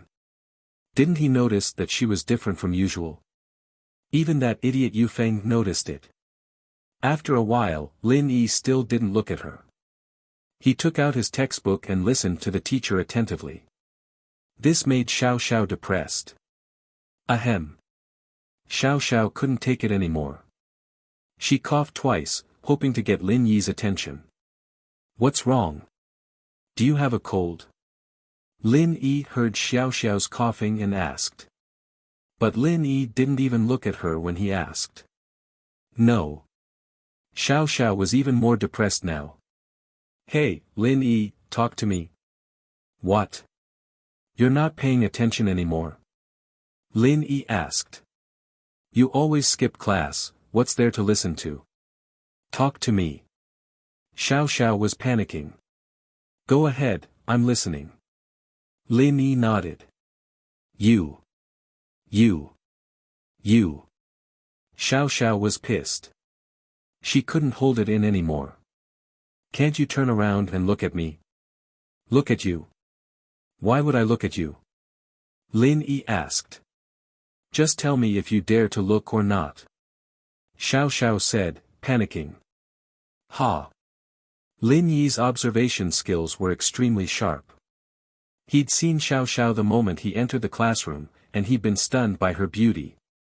The first time he saw Xiao Xiao, she had heavy makeup on, looking like a non-mainstream girl. When she was at school, she didn't have any makeup on, but today she had light makeup on, and her hairstyle was meticulously styled. Even her clothes were carefully matched, with some simple accessories. It made Xiao Xiao look especially beautiful. It was just that Lin Yi wanted to tease Xiao Xiao, so he didn't say it out loud. As expected, Xiao Xiao couldn't wait any longer. What are you laughing at? Xiao Xiao asked back. Do you dare to look or not? I wouldn't dare. Lin Yi shook his head. Huh. Xiao Xiao paused, not expecting Lin Yi to say no. This caused her to freeze for a moment, then she immediately gritted her teeth. Lin Yi, why don't you dare? Because you're too pretty today. I only took one look at you when I came in, and my heart was already racing. I'm afraid that if I look too much, I'll molest you in the classroom, Lin Yi said. Ah. Xiao Xiao's mouth was wide open at Lin Yi's words, but then a smile blossomed on her face. So Lin Yi had seen what she looked like. Xiao Xiao couldn't help but feel happy. She started to say things when she was happy. It's fine, look again, I'm not afraid of being molested. Ahem. It was Lin Yi's turn to cough. Lin Yi, what's wrong? Do you have a cold? Xiao Xiao asked with a smile as she saw him coughing. She knew that Lin Yi was shocked by her words, but it was fun to scare Lin Yi a little. No. Lin Yi smiled bitterly. Xiao Xiao, you really are pretty today. Hee, good thing I didn't wake up early for nothing. I almost exploded when I didn't see you this morning, so I went to the washroom to wash off my makeup and messed up my hair.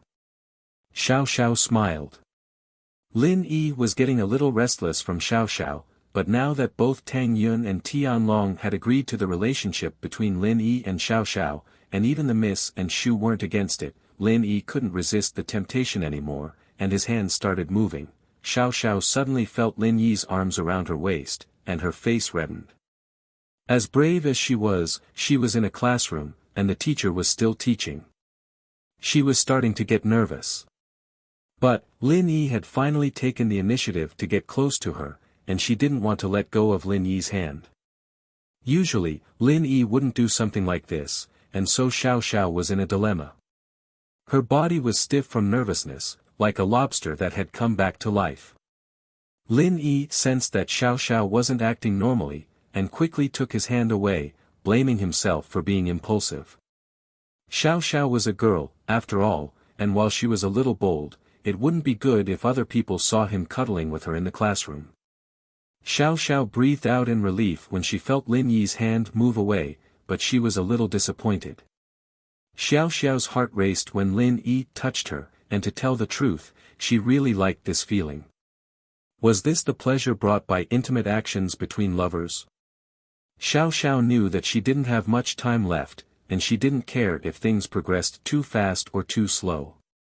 Since she'd chosen Lin Yi was her one and only boyfriend in this life, and also her last boyfriend. She was going to be 20 soon, and who knew when she'd die.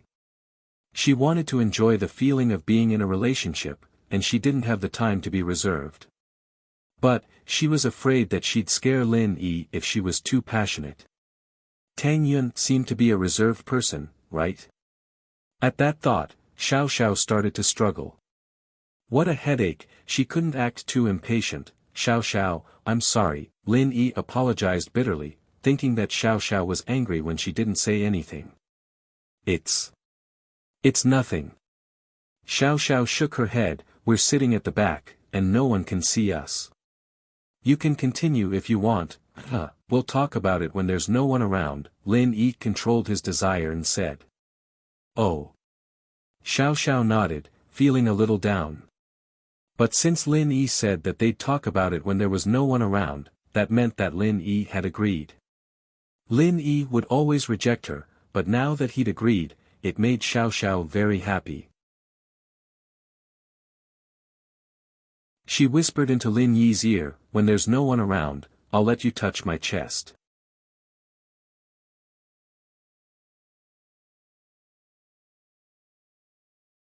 Chapter 1024. Chapter 1022, Xia Yufeng's plans. But remembering that they were in the classroom, he shook his head. But Xiao Xiao's words were too tempting and destructive, and he didn't know how she managed to say it. Xiao Xiao didn't mean what she said, but the listener meant what she said. The only thing she could think of being intimate with Lin Yi was that time at the auction, so she just blurted it out naturally, not thinking too much about it. But from Lin Yi's point of view, it sounded a little tempting. Why were you reacting so strongly? Lin Yi's actions almost made Xiao Xiao's heart pop out of her chest. She was already nervous, and Lin Yi's sudden quack scared her. It's fine, Xiao Xiao, don't try to tempt me in class. Lin Yi said helplessly. Ah. Xiao Xiao blinked, blushing. Since when did I? Ha. Lin Yi smiled. Xiao Xiao turned her head away, embarrassed, not daring to look at Lin Yi. She was brave, but she couldn't take Lin Yi's teasing. But, just as Lin Yi and Xiao Xiao were teasing each other, an unfriendly gaze shot over, stopping on Xiao Xiao's face before glancing at Lin Yi's face. The owner of the gaze had a dark expression as he humphed coldly. This kid's quite popular. Yeah, Master Xie. That kid's a bastard. He made Master Xie so miserable yesterday. Song Ming nodded. Master Xie can't fight, he has to hide his strength. Otherwise, that Lin Yi won't be a match for Master Xie. He's just a mystic early phase, he's so weak in front of Master Xie. House Yu's current understanding of Lin Yi's strength came from Yu Kuan. At that time, Lin Yi was indeed at the early phase of mystic class, and House Yu would never have dreamt that Lin Yi could rise 2 levels to the middle phase of mystic class in such a short amount of time. As far as they were concerned, this was impossible and illogical. One had to know how long it would take to level up, and what kind of price one had to pay.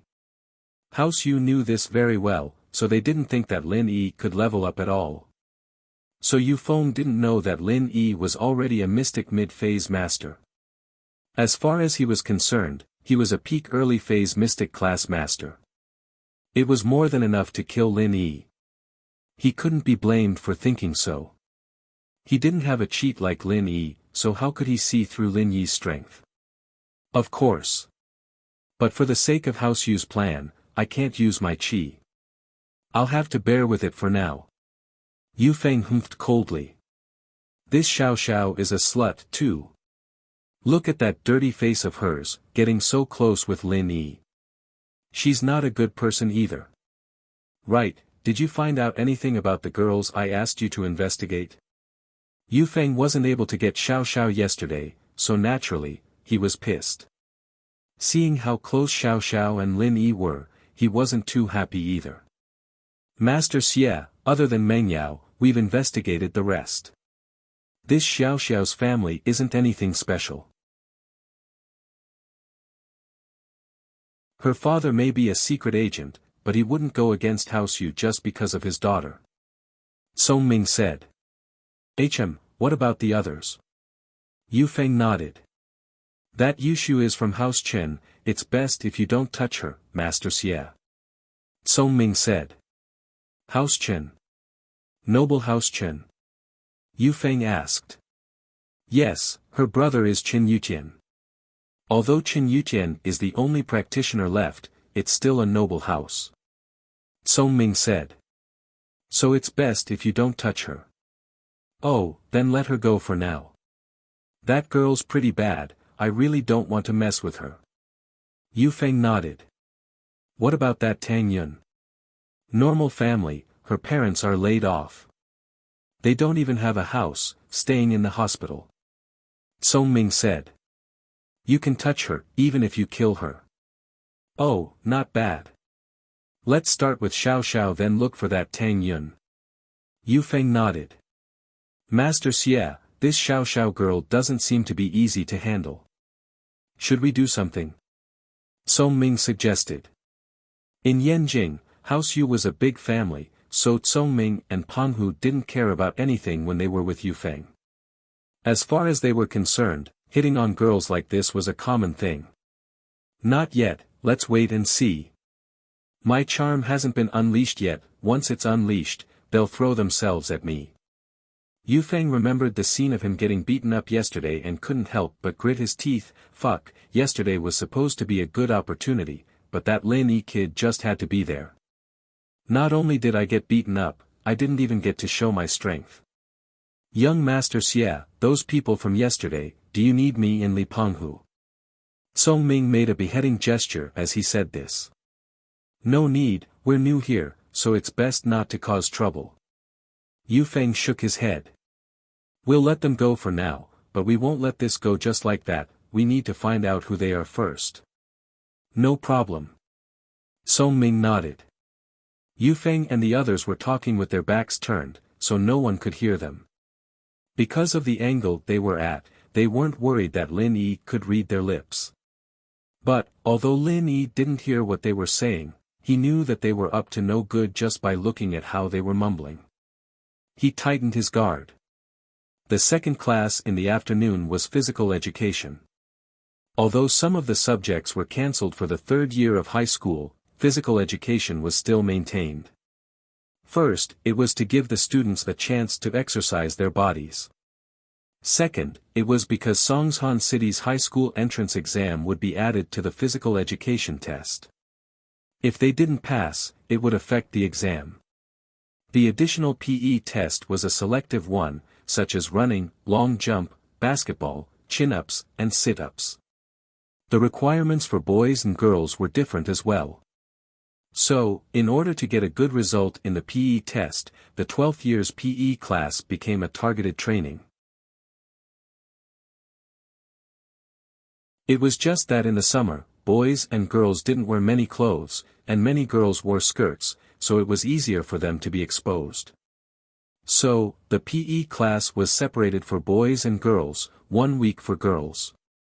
The girls were in the gymnasium, and there was a female PE teacher to guide them, so they didn't have to hide anything. Many girls would just take off their jackets when it was hot, and they'd just wear a tank top to train.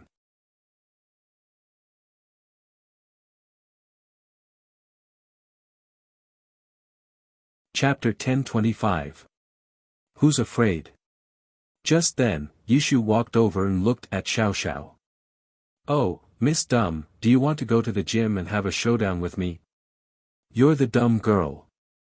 Xiao Xiao humphed. Let's go, I'm not afraid of you. Xiao Xiao and Yushu hadn't decided who was stronger yesterday, and now that there was a chance, Xiao Xiao wouldn't let it go. Naturally, she didn't know that Yushu was the one who approached her.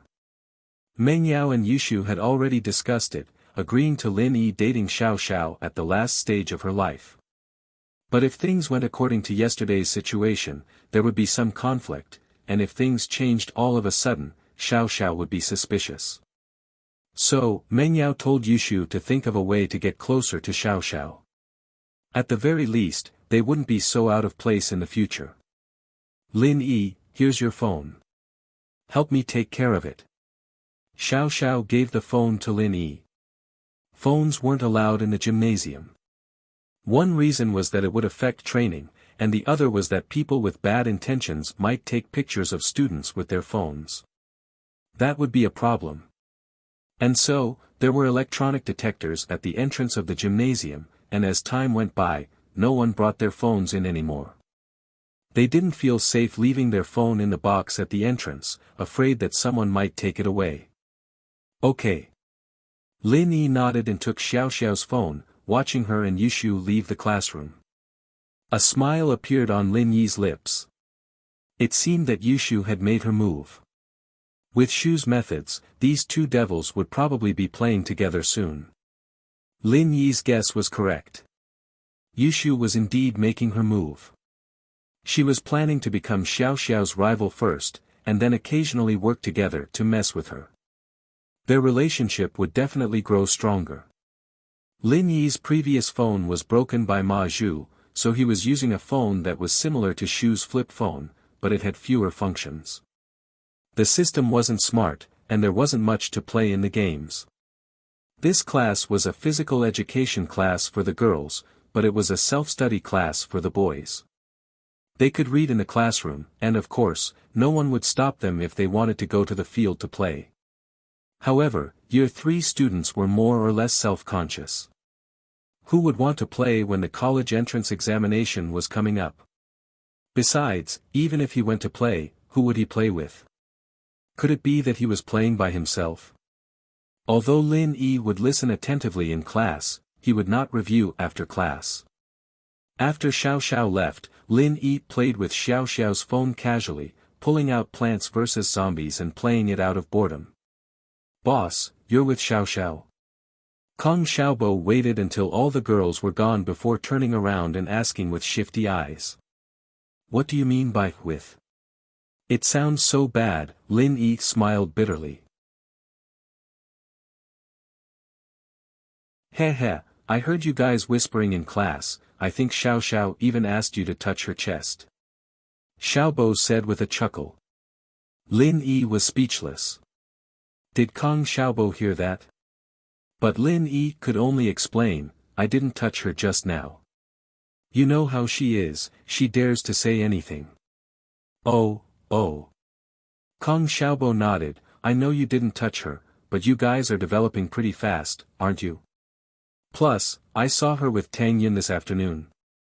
"Yeah," Lin Yi nodded. "No way, she's that close with Tang Yun." "Tang Yun agreed to your relationship with Xiao Xiao?" Kong Xiaobo's eyes widened in shock. He had guessed that Tang Yun and Xiao Xiao were getting along peacefully, since they were talking and laughing when he saw them at noon. They didn't look like enemies at all. But hearing Lin Yi's confirmation, Kong Xiaobo gave him a thumbs up. "Boss, you're amazing. Too awesome. I admire you so much. You're a master amongst masters at picking up girls." Sweat. Lin Yi sweated. Tang Yun actually accepted Xiao Xiao first, and then she asked me to accept her. "You're getting it backwards, wah." Kong Xiaobo almost rolled his eyes at Lin Yi's words. Tang Yun accepted her first. That's why Lin Yi accepted her. Are you kidding me? How is that possible? Tang Yun helped Lin Yi find a mistress. Alright, it's a bit complicated. I'll tell you in detail later.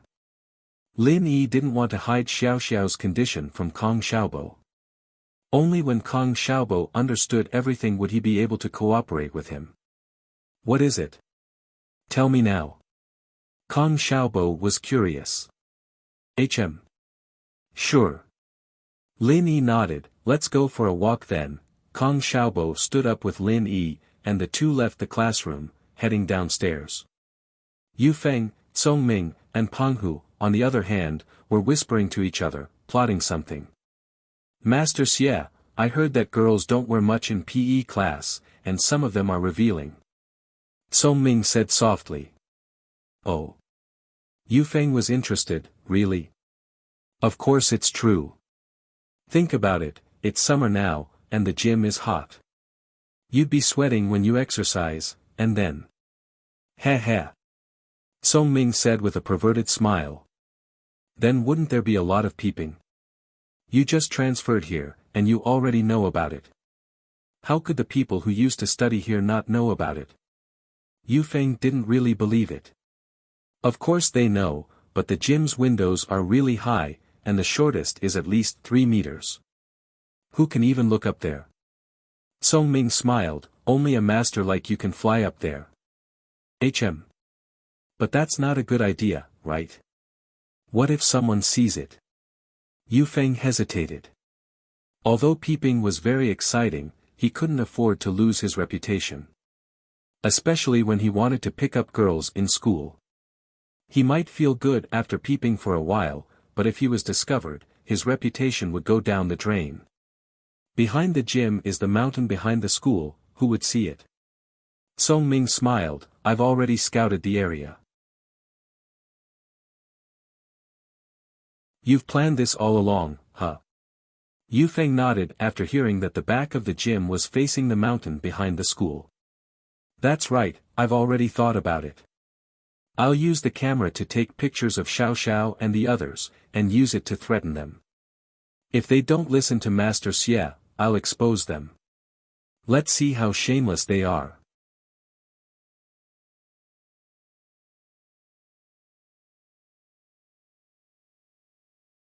Chapter 10:26.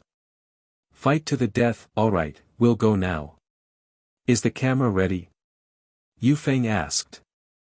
Phones won't be able to record clearly. Of course, it's a new product, 60x optical zoom. I just bought it. Song Ming took out a small camcorder from his bag and smiled at Yufeng. What do you think? Not bad, right? I heard you can even use it to shoot AV. Oh, it looks pretty good. Yufeng took it and played with it before giving it back to Song Ming. Let's go, we'll go peep. The three walked out of the classroom, and Yufeng suddenly remembered that Lin Yi had left the classroom as well. Lin Yi wouldn't be peeping too, would he? It's possible. Song Ming nodded. Why else would he go out? Don't let him see us. Yufeng frowned. It'd be better if he sees us. We'll use the camera to record him, and when the thief calls the thief, we'll expose him to the world. Let's see if he'll lose his reputation. Wang Song-ming smiled disapprovingly. He was a rather insidious person, and he could always think of some dirty tricks. That's a good idea, killing without leaving a trace. Humph, Lin Yi, let's see if he's good with women. Will expose him for peeping on girls in PE class. Yufeng nodded in approval. Lin Yi, naturally, didn't know that Yufeng was already thinking of him as a pervert. Lin Yi and Kong Xiaobo were sitting on a flower bed in the school field, talking. Boss. Does that mean Xiao Xiao is really going to die? She has a terminal illness, and even you can't do anything about it.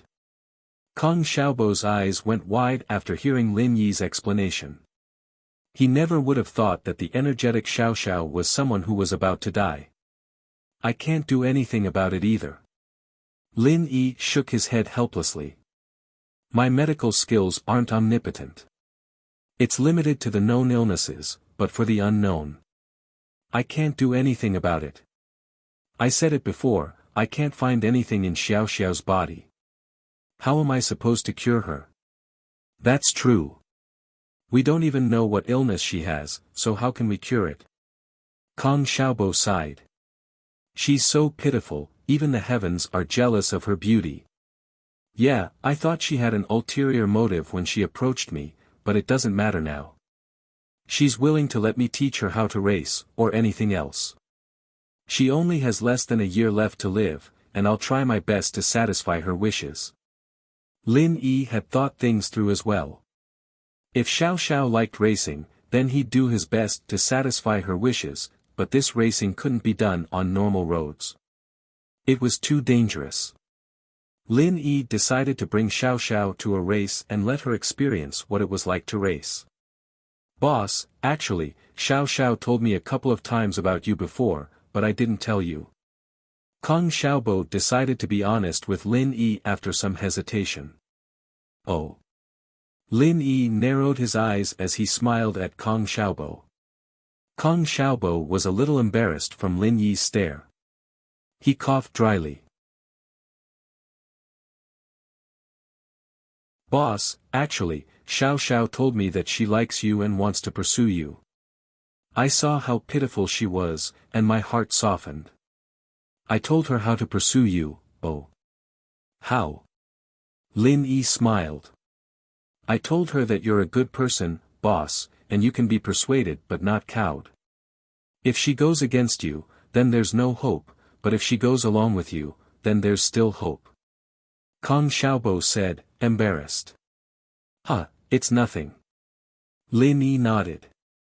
Kong Xiaobo's words weren't anything confidential, but as one of Lin Yi's most trusted people, Lin Yi still reminded him.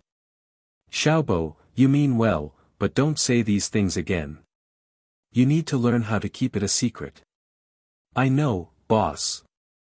I regretted it a few days after I said it. Kong Xiaobo smiled bitterly. I read some books about business and management, and they all mentioned the importance of business secrets.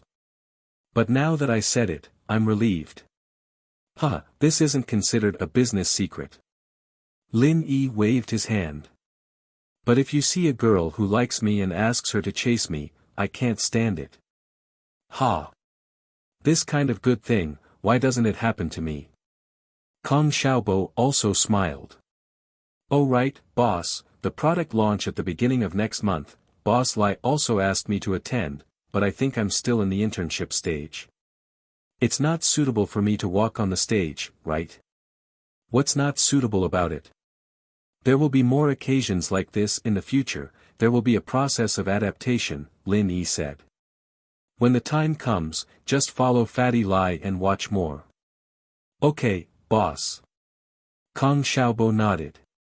Let's go, we'll just walk around. Lin Yi sat for a while and felt that the sun was a little hot, so he stood up. Kong Xiaobo had decided to work hard on his business, so the college entrance exams weren't that important anymore. He just needed to spend money to get into a university, he didn't need to be too serious. Studying hard for more than 10 years was just to have a good future, and now that Kong Xiaobo had a bright future, he wouldn't put the cart before the horse. Looking at the familiar campus, Kong Xiaobo felt a little emotional. 2 months ago, he was just a normal student, but after meeting Lin Yi, everything changed. He became the vice president of a company, and he even found a beautiful girlfriend. Although her leg was a little lame, with Lin Yi around, it wouldn't be a problem if it was cured. In the school gymnasium, Xiao Xiao and Yushu were ready for a fight to the death. The two were at the starting line, their eyes wide open as they glared at each other. I told you you couldn't do it, you threw the medicine ball so close, you almost hit your own foot. Yushu said proudly. I finally know what it means to shoot yourself in the foot. You're fat, that's why you're stronger than me. Xiao Xiao wasn't happy. She had never practiced medicine ball before, either skipping classes or going to the doctor in school, she didn't have time to study medicine ball. So naturally, she lost to Yushu the first time she threw it.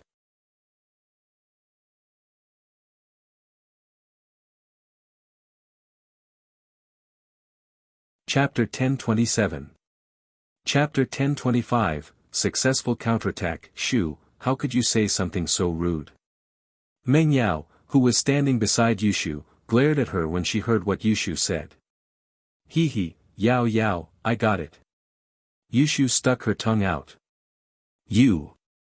Xiao Xiao's heart was about to explode as she glared at Yushu. I'll beat you in sprinting for sure. Those 2 balls in front of your chest are just a burden. You'll die from running later. Cut them off if you want to win. I think you're just jealous. Yushu didn't mind at all. Don't you see that your Yunyan sis is starting to get her breasts enlarged? You're too flat, Shield Bro doesn't like the small ones. Meng Yao, on the other hand, frowned. Lin Yi didn't like the little ones. Then, should she get her breasts enlarged as well? Even Tang Yun was starting to get her breasts enlarged, she couldn't fall behind, the miss had never thought about getting her breasts enlarged before. After all, she'd always lived in a world where she was the center, and she only had Shu as a friend. She didn't need to get her breasts enlarged for anyone, and she didn't care if a man liked her breasts or not, but now. Meng Yao realized that she was starting to care about these things. Yes, it wasn't that she cared, it was that she'd grown up and loved to look pretty. Meng Yao found an excuse for herself. That's right, she loved to look pretty when she'd grown up. Who said that? Lin Yi touched it, and he said it was good, it felt good, he really liked touching it. Xiao Xiao said furiously. Touched you? When? Yushu blinked. A while ago, in Yanjing, I was sitting next to him at the auction. Xiao Xiao said logically, wanting Yushu to know that she wasn't making it up. Oh, so it's only once. Yushu breathed out in relief, giggling. Shield bro always touched me when he was at home, a couple times already. Bullshit. Xiao Xiao said with a smile on her face. She saw the PE teacher raise the flag in his hand, getting ready to run. You're the one who's bullshitting. Yushu was about to retort when she realized something was wrong. Xiao Xiao was already gone. Sister Yao Yao and the others also started to run. Huh, big idiot Shu, I'm going first. Xiao Xiao was dancing around happily, I'm going to win for sure this time. Wait for me, you're cheating. Yushu started running, chasing after Xiao Xiao, but this was a 100-meter dash, and Xiao Xiao was already so far away. How was Yushu going to catch up? In order to run faster, Yushu put her hands on her chest as she ran, but by the time she reached the finish line, Xiao Xiao was already a few seconds away. Ha ha ha. Xiao Xiao was on the verge of tears. Ha ha ha. I won. Xiao Xiao Xiao, why don't you laugh yourself to death? No wonder you're called Xiao Xiao. Yushu was pissed. I wouldn't have lost if you hadn't cheated. What do you mean cheated? The teacher waved the flag, and I started running. What kind of cheated is that? You didn't see it yourself, and you're saying I cheated? You're just a little bit of a renege on society. Xiao Xiao finally countered Yushu's shamelessness perfectly. Yushu didn't expect this Xiao Xiao to be this strong as well.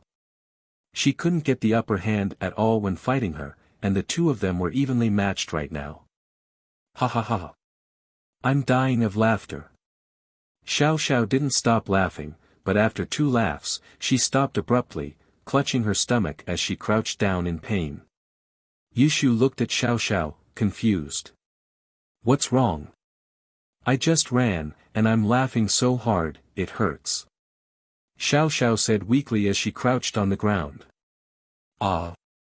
Yushu's eyes went wide, almost bursting out in laughter. What did it mean to have extreme joy turn to sorrow? This was it. She was a living example. But remembering Xiao Xiao's pitiful life, Yushu couldn't laugh anymore. She crouched down and pulled Xiao Xiao up.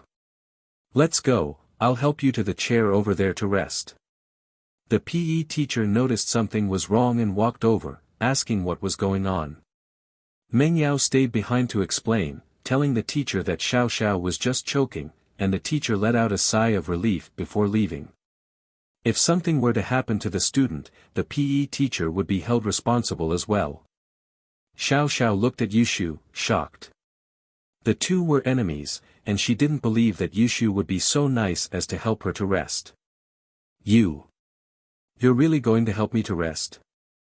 Xiao Xiao looked at Yushu in disbelief. Oh. Yushu's brain spun furiously. She was indeed acting a little out of the ordinary. Logically speaking, she should be pointing at Xiao Xiao and laughing when she saw her pained face, but Yushu really couldn't laugh at all. However, she finally thought of a reasonable reason and said, I'm evenly matched. Naturally, I won't let you die so quickly. I, little Shu, am a very upright person. I never take advantage of others. So, let's wait for you to rest first, then we'll compete again.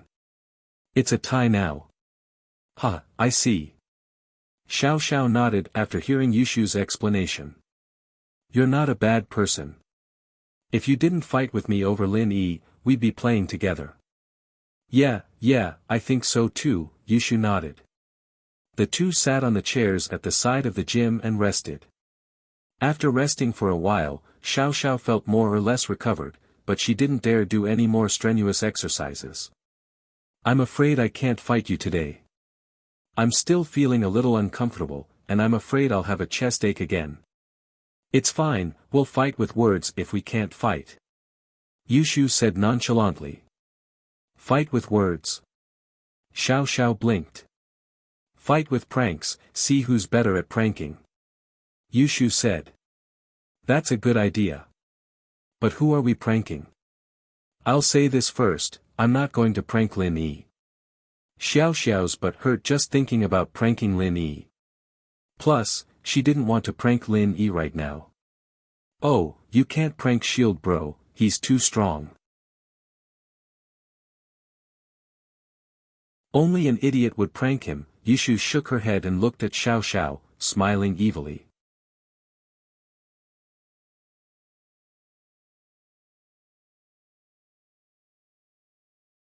Chapter 1028. Chapter 1026, The Prankster Duo in Action. Nothing. Yushu looked up at the sky, as if saying she didn't know anything and didn't need to ask her anything. But all of a sudden, Yushu let out a yelp. What's wrong? Xiao Xiao was curious. Look at the window above us. Yushu pointed at the top of her head with a weird look on her face. What's wrong with the window? Xiao Xiao raised her head, confused, but what she saw gave her a big fright. There was a person lying on the ground outside the window. But there was a security net outside the window, so people couldn't stick their heads in from the outside. Xia Yufeng. Xiao Xiao recognized the person on the window, it was the new transfer student from yesterday. She couldn't help but get a little annoyed. This guy looks like a dog, but why is he so perverted? Peeking at girls training? Yeah, but we found him. Yushu's face lit up with excitement. Xiao Xiao nodded, understanding Yushu's gaze. The two didn't need to talk much, and they were already making their way to the gym's warehouse. The gym teacher didn't lock the door when he opened the warehouse to take out the medicine balls and other training equipment, since they still had to put them back after class. There was no way the teacher would think that someone would go into the warehouse during class. Yushu and Xiao Xiao went into the storehouse to look for tools to mess with people. The gymnasium storehouse was really big, and there were a lot of things. Other than sports training equipment, there were also sports clothes and school security uniforms. Heh. Yushu pulled out a couple of ice skates and nail shoes from a rack, smiling. Xiao Xiao looked at the weapons in Yushu's hands, her lips curling up slightly. You want them to fall and sit on it? Yeah, but how do we make them fall down? Yushu nodded, troubled as well. Xiao Xiao's eyes scanned the warehouse before landing on something. She quickly ran over and picked it up, waving her hand happily. Leave this to me, I'll let them have a taste of the stun baton. There was a stun baton in Xiao Xiao's hands. These were used by the school's security guards when they patrolled the school at night. Naturally, there were extra ones, just like the security guards' uniforms, which were kept in the warehouse. Then we'll split up. Yushu felt that this Xiao Xiao was a match made in the first place. Yufeng and the others were dead for sure. No problem. Xiao Xiao raised her right hand. Yushu raised her hand and high-fived Xiao Xiao. Let's celebrate a big victory. After I set up the trap, I'll meow like a cat under the adjacent window. Then, you'll shock them down. With that, Yushu ran out of the gymnasium with a bunch of nail shoes and ice skates. Xiao Xiao, on the other hand, took the electric baton and went to the window next to Yufeng's. This was a blind spot, and if Yufeng didn't intentionally look down, he wouldn't be able to see the people on the seats. Xiao Xiao, on the other hand, was sitting next to the window, and it was even harder to see. Yufeng, Penghu, and Songming all climbed up the wire mesh on top of the window. The mesh was a bit high, but with the help of Yufeng's chi, Penghu and Songming were easily pulled up. Did you find her?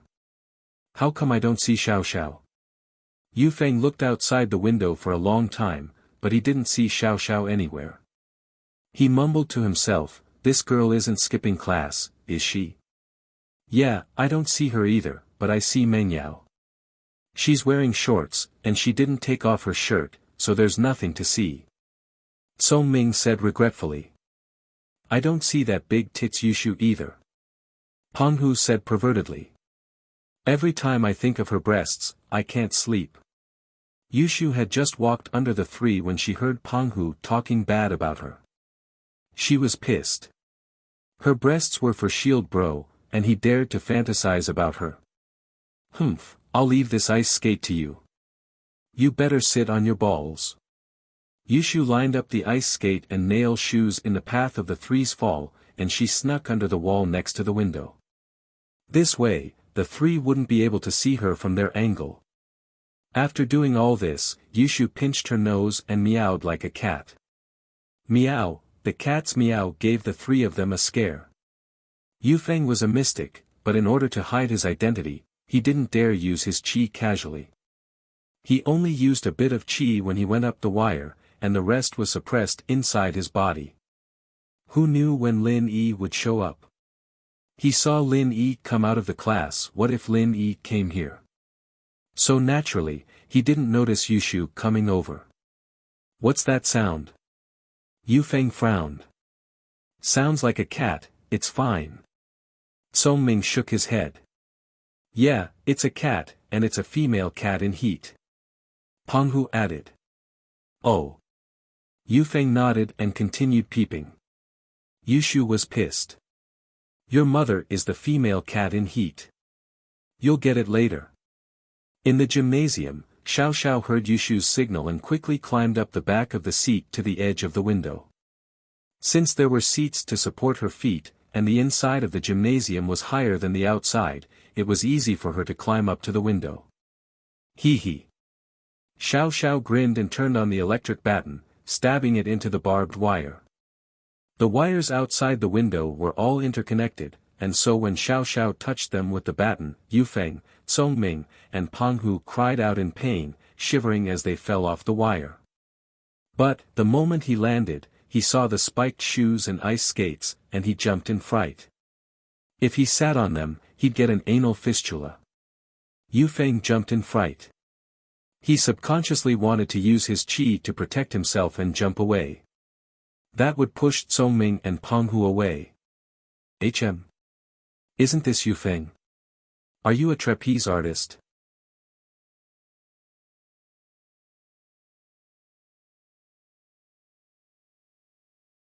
Chapter 1029. Tragedy struck again. Lin Yi and Kong Xiaobo finished their conversation and walked around the field. He suddenly remembered the tree he planted a while ago, wondering how it was doing.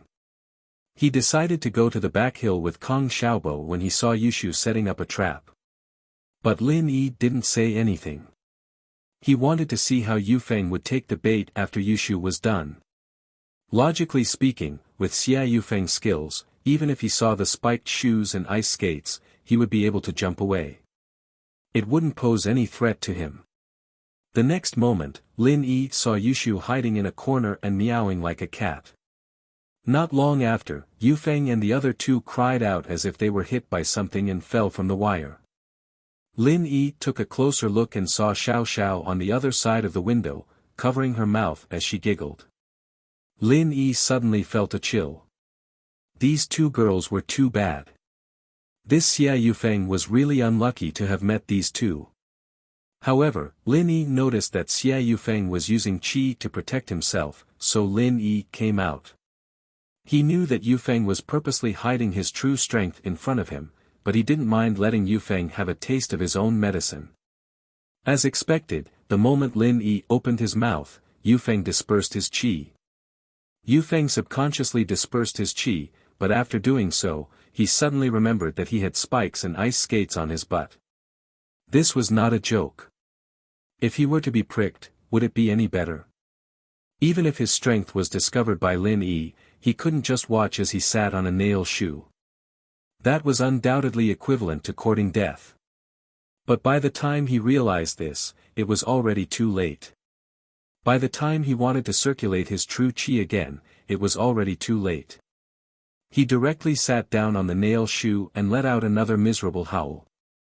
Peng Hu and Song Ming weren't any better. Penghu was fatter, and when he sat on the ice skate cut right between his buttocks, and directly cut his balls. His eyes rolled back in pain, and his body twitched as he fainted. Although Wang Tsongming's eggs weren't cut, his buttocks were cut into 4 pieces. He was in excruciating pain. Yu Feng realized, tragically, that his anus was prolapsed. Oh. Yushu clapped happily, not expecting Lin Yi to show up. She ran to Lin Yi with a smile. "Shield bro, you're here. They're performing SM." Yu Feng heard Yushu's words and almost fainted as well. Performing SM? What kind of performance was that? Was there something wrong with his brain? But he knew that what he was doing couldn't be seen in the light of day. If someone found out that he was peeping, then his reputation in school would be ruined, and he wouldn't be able to chase girls anymore. With that thought, Yu Feng gritted his teeth and stood up, enduring the pain. He was truly a cultivator, and his endurance was pretty strong. Kicking the unconsciously Penghu, he pulled the howling Wang Tsongming and cursed, "Get up and go to the hospital if you don't want to die." Penghu's balls were cut, but Yu Feng's kick woke him up. And so, he got up from the ground and ran to the hospital with Yu Feng and Tsongming. Xiao Xiao, on the other hand, saw Lin Yi from the window. She put the electric baton back into the storage and ran out of the gym as well. This scene was not discovered by the teachers and students who were training over there. After all, they were training in full swing over there, and they were all shouting slogans. Compared to them, the movements here were much quieter. "Lin Yi, why are you here?" Xiao Xiao saw Yushu and Lin Yi talking, not wanting to be outdone. "You too." Lin Yi smiled bitterly, "Aren't you a little too much?" "Oh, Shield bro, who do you think is more violent?" Yushu asked. With that, she looked at Lin Yi expectantly, and so did Xiao Xiao. She and Yushu were tied before, so Lin Yi's evaluation was quite important. Of course, even if it wasn't a tie before, Lin Yi's evaluation was still very important, because they wanted Lin Yi's approval the most. "I think you two need to be together to bring out your full potential," Lin Yi said. "Oh, I see." Yushu frowned after hearing Lin Yi's words. She thought about it and forced herself to say to Xiao Xiao, "Since Shield bro likes our combo, I'll force myself to team up with you once in a while." "Humph, force yourself." Xiao Xiao curled her lips in disdain. "I'm the one who's taking care of Lin Yi's face by teaming up with you. But if you provoke me again, I'll break up with you and go solo." "I can't provoke you, but you can't provoke me first either." Yushu said after some thought, "How about this, whoever provokes me first gives up." "You're just a small wife, why would I care if you don't provoke me first?" "I'm a small wife, it's not like you'll affect me," Xiao Xiao said. "That's true." Yushu nodded, "No matter how you fight, you're still the small wife. Let Yao Yao go fight for the big wife." Lin Yi smiled faintly, knowing that Yushu was trying to be nice. If Yushu hadn't lowered her head first, Xiao Xiao wouldn't have lowered her head so easily. But the result was good, the two weren't enemies anymore. They might not be that close right away, but they'd get along better after some time. After all, these two had something in common, they could work together to mess with each other. "Alright, class isn't over yet. Hurry up and bring the spiked shoes back to the gymnasium, don't let anyone find out." Lin Yi pointed at the bloodied shoes and ice skates on the ground. "Oh, okay." Yushu picked up the shoe, and Xiao Xiao reached out to help as well, and the two of them carried the things back silently. Kong Xiaobo, on the other hand, didn't say anything. He knew he couldn't say anything right now, so he just watched quietly until Xiao Xiao and Yushu left.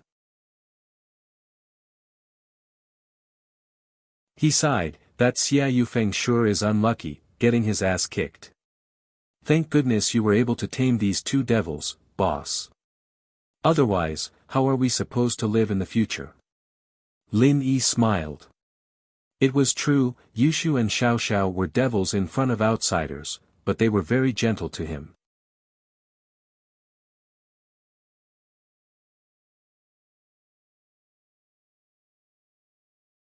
Chapter 1030. Chapter 1028, Xiao Xiao's Wish, Camcorder. Kong Xiaobo picked it up and looked at it. It was a small video recorder.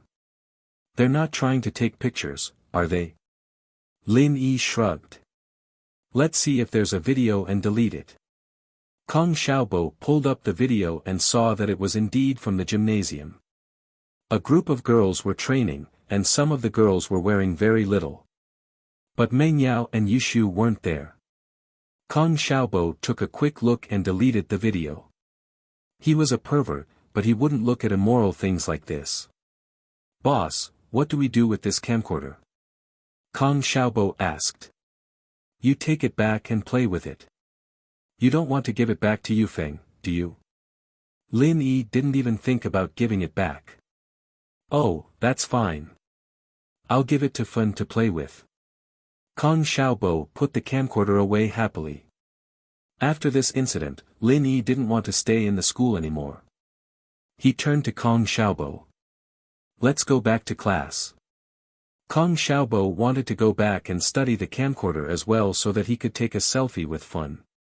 He didn't have anything with Fun yet, but it was a good idea. Lin Yi and Kong Xiaobo went back to the classroom, but Yufeng and the other two weren't back yet. Their seats were empty, evidently at the hospital. But Lin Yi couldn't be bothered with them. Since they wanted to hide their strength, then go hide it. Yushu and Xiao would mess with them every day until they died. Let's see how long they could take it. Xiaobo went off to figure out how to operate the camcorder, while Lin Yi went back to the game he was playing earlier. After playing for a while, Lin Yi felt bored and exited the game to see if there was anything else on his phone. Lin Yi was just casually looking through the phone, but he accidentally entered a notepad software. There was a file called My Wish. Originally, when Lin Yi saw that it was a private folder, he was ready to push it out immediately after entering. However, when he saw the file called My Wish, Lin Yi hesitated. Lin Yi was very clear about Xiao Xiao's situation. She only had 1 year left at most, and that was the most optimistic scenario.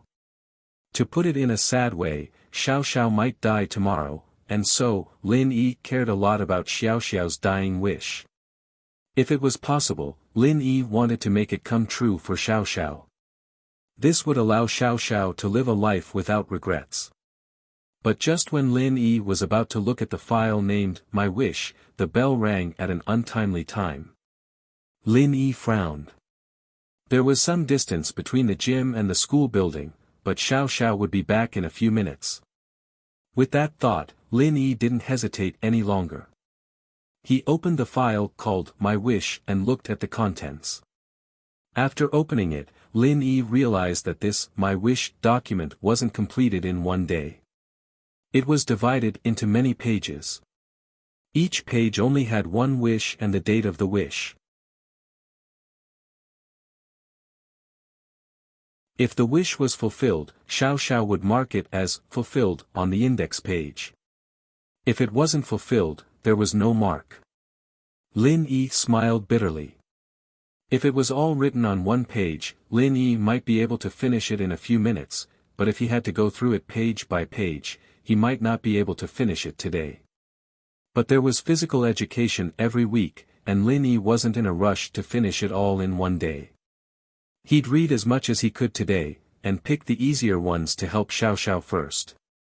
Lin Yi opened the link with the earliest date on the index page and started reading. Can my illness really be cured? I'm going to Yanjing's hospital with Dad tomorrow. I heard it's a hospital that specializes in hereditary diseases. I'm so nervous, I hope this hospital can cure me. Looking at Xiao Xiao's wish, Lin Yi was a little speechless. If her illness could be cured, why would Lin Yi go through all that trouble to fulfill her wish? This Xiao Xiao's wish was really. But looking at the date, Lin Yi shook his head and smiled bitterly. This wish was written 3 years ago, and Xiao Xiao was probably still fantasizing about her illness at that time, but was this phone Xiao Xiao was using 3 years ago? But thinking about it, Xiao Xiao must have imported it after she changed her phone. Lin Yi closed this wish and looked at the second day's wish. Compared to the first wish, the second one was more normal. I want a sports car. This was a wish he'd written 3 years ago as well, but there was a note at the end that said it had been fulfilled. He didn't have time to look at the ones he'd already fulfilled, so he quickly exited and started looking for the ones that hadn't been fulfilled yet. But in this document, most of the wishes were fulfilled. Lin Yi finally found one that wasn't marked fulfilled and opened it. I really want a best friend. I can talk to her about the loneliness in my heart, I can share my happiness and sadness with her on the same bed. But I'm destined to never have a true friend. I don't want my best friend to feel pain because of my death. Looking at Xiao Xiao's wish, Lin Yi couldn't help but take in a deep breath. His heart was heavy. From the tone of this wish, Xiao Xiao must have known that her illness was incurable. That was why she was feeling this way. Perhaps she had lost all hope of curing her illness. She had a friend, a bosom friend. In the eyes of a normal girl, this seemed like a simple thing. Who didn't have a few true friends growing up? Which girl hadn't slept on the same bed with their best friend? But this simple thing was a dream in Xiao Xiao's eyes. And her kindness, not wanting her death to bring pain to her friends, touched Lin Yi deeply. But, this wish wasn't something Lin Yi could fulfill. He couldn't be a best friend. He couldn't just castrate himself, could he? But he could suggest Tang Yun and Shu to be Xiao Xiao's best friends. It wasn't a bad choice.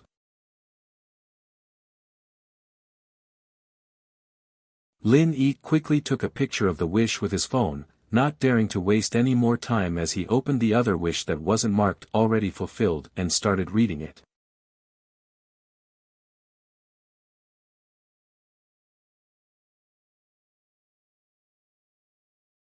Chapter 1031. Chapter 1029, A Shocking Wish. This was a wish that Lin Yi could consider helping Xiao Xiao. It wasn't too much to ask, and Lin Yi could do it too. It was only now that Lin Yi understood that Xiao Xiao wasn't a rebellious girl who liked racing. She had the dream of being a racer. Yes, everyone had a dream when they were young. But as they grew older, these dreams would slowly fade away. What was his dream back then? A farmer? A spring? A little field?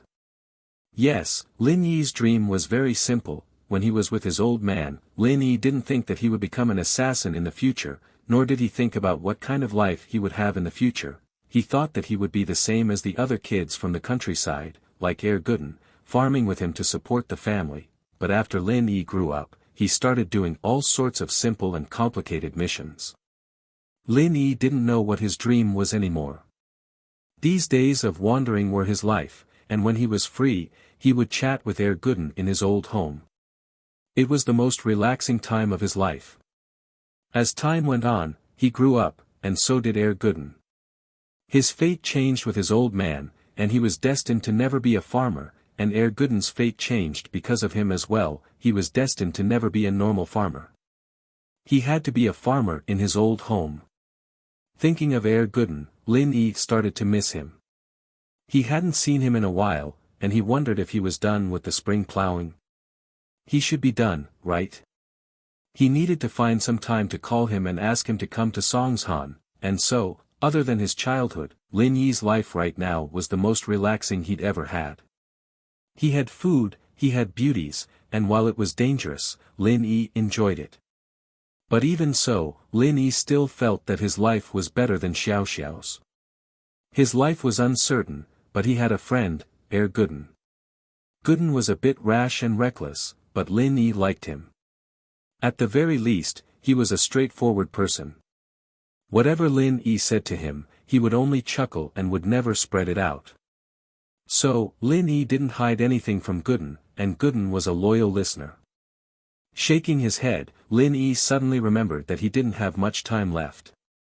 Class had ended, and he was looking at Xiao Xiao's wish when he got distracted. Lin Yi didn't dare waste any time. He quickly took a photo of Xiao Xiao's wish and closed it to read the next one. I also want to be in a relationship and have a boyfriend who cares for me. I'm so envious of other people under the moonlight. But I can't hurt others. If I die, my lover will be sad. However, this wish was divided into two. The first was written 2 years ago, and below this wish, there was another annotation. But the date was the most recent. I've decided, I want to be in a relationship with Lin Yi. Who told him to pee on me and set off firecrackers on my butt? I want revenge. I want him to fall in love with me, and then I'll die in front of him. Xiao Xiao, you have to work hard. Lin Yi sweated as he looked at the message. No way. He'd felt that something was wrong with Xiao Xiao before, going from hostility to liking him, wasn't that a little too fast? He looked at the date, it was the day Xiao Xiao changed her attitude towards him, but there was another annotation below this one, and Lin Yi couldn't help but sigh. Is this what love feels like? It's so nice, I hope I can live forever. This comment was dated last night, and looking at it, Lin Yi's heart was heavy. The meaning of this comment was clear, and that was that Xiao Xiao's revenge mentality had changed. She wanted to live forever, what revenge was there to talk about? Lin Yi smiled bitterly. It seemed that Xiao Xiao had made it real. But this was a wish that was being fulfilled, and it was almost done. Lin Yi didn't need to worry about it anymore. No matter what Xiao Xiao's motive for liking him was, Lin Yi could understand and tolerate it. Thinking about Xiao Xiao's background and personality, Lin Yi didn't blame her for going too far back then. Think about it, if it were Yushu, she'd go crazy even if someone peed on her head, let alone set off firecrackers on her butt, wouldn't she? Xiao Xiao, on the other hand, used a self-destructive strategy to get into a relationship with Lin Yi, wanting Lin Yi to lose her after falling in love with her. This wasn't revenge at all, but an indulgence for the last moments of her life. Lin Yi closed this wish and went on to the next one.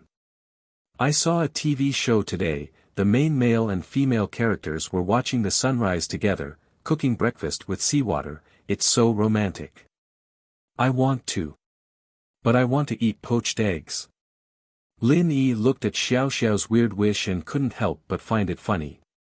Poached eggs. Eating poached eggs while watching the sunrise? Why didn't it match? But since it was Xiao Xiao's wish, Lin Yi still took a picture with his phone. After all, this wish was easier to fulfill. There wasn't much time left, and Lin Yi closed this wish and quickly read the next one. Su Shihan is so pretty. If only I were a guy, I'd be able to push her down. Lin Yi opened Xiao Xiao's wish and was exhausted. Lin Yi didn't seem to be able to fulfill this wish. He couldn't just give her a sex change operation, could he? But that was only the first half of the sentence. There was more, and Lin Yi kept reading. I've decided, I'll give this difficult mission to my boyfriend, let him push her down, and then we'll do 3P. Ha ha ha. Xiao Xiao, you're a super genius. But it seems like a daydream. Lin Yi almost threw Xiao Xiao's phone away after reading the last half. Wasn't this too cruel? Lin Yi was getting more and more convinced that if Xiao Xiao hadn't died, she would have been able to play with Yushu for sure. From a certain perspective, the two had a lot in common, and their way of thinking was equally shocking.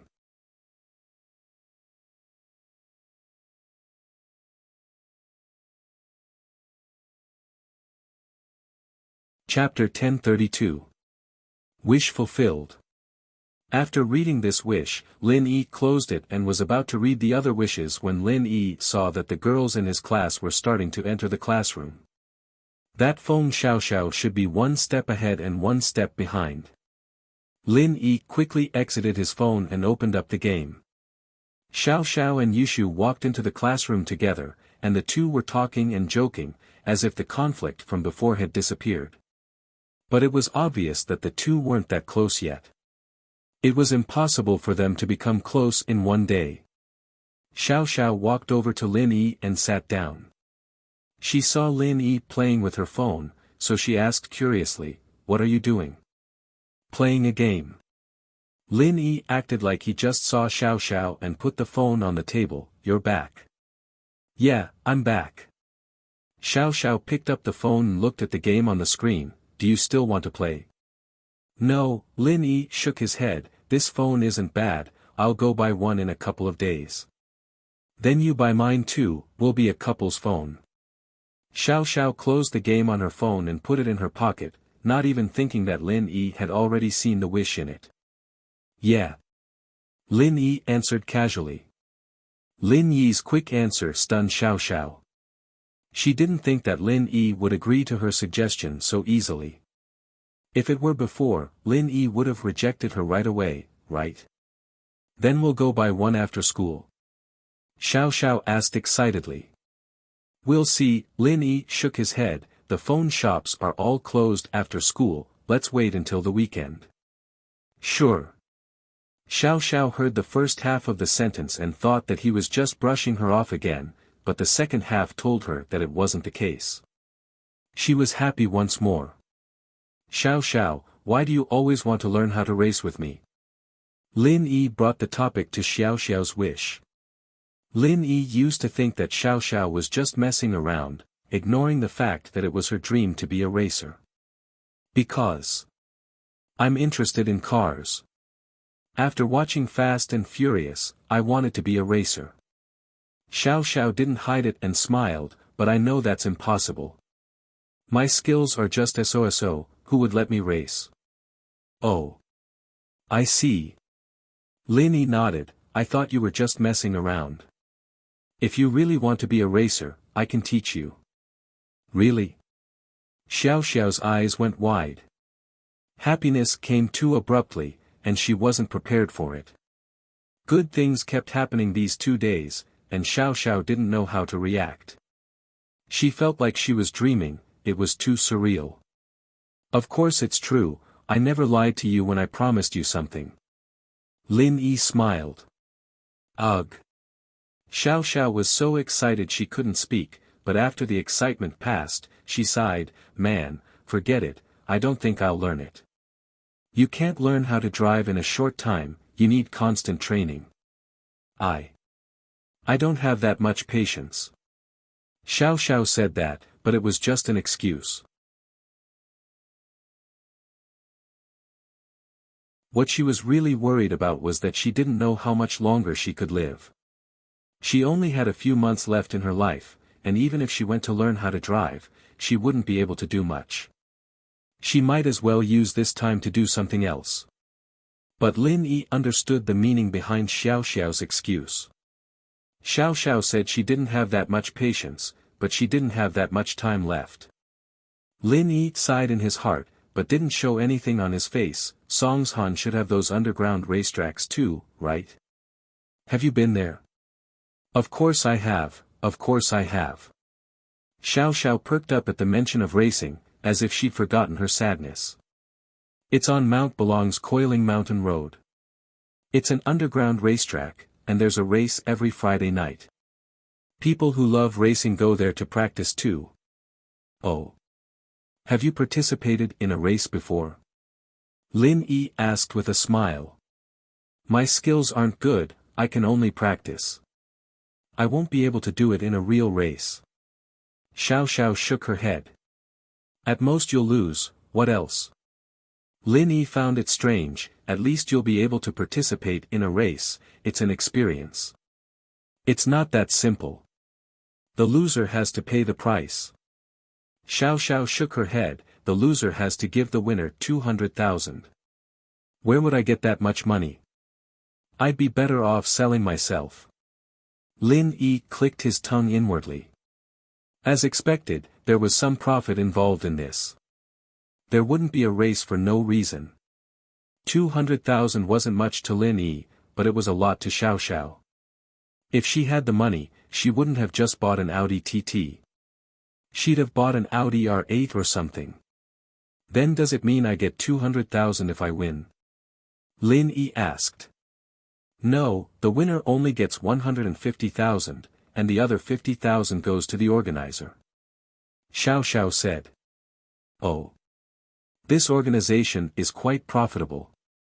Lin Yi said faintly, but this didn't have much to do with Lin Yi, so Lin Yi couldn't be bothered. Ling Shan didn't even care, so why would Lin Yi care about some underground racetrack organizer? Yeah, there's at least 10 races a week, that's 500,000. You can even buy a car. Xiao Xiao said enviously. But winning 150 isn't bad either. We'll go racing on Friday and get a phone, Lin Yi smiled, what do you think? Ah. You want to go racing with me? Xiao Xiao's eyes went wide. Yeah, you don't want to go? Lin Yi asked. Yes, yes. Xiao Xiao nodded, afraid that Lin Yi would change his mind, really? That's great. Ha ha ha, I can go racing too. You want to drive? Lin Yi was speechless at Xiao Xiao's happy face. Lin Yi was the one driving in the racetrack, and Xiao Xiao would lose for sure. Ugh. Yeah, I lose the moment I start. Xiao Xiao was a little depressed. Lin Yi looked at Xiao Xiao's face and made a decision in his heart. It was a risky decision, but it wasn't much to Lin Yi. It was something he could control.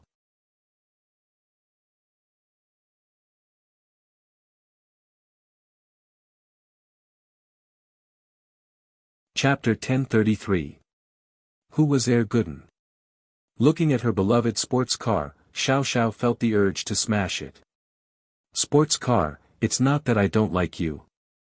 It's just that I seem to like Lin Yi more, Xiao Xiao grumbled as she got in the car and started the engine, but it wasn't easy to reverse the car. The area was filled with vendors selling snacks, and there were people coming and going after school.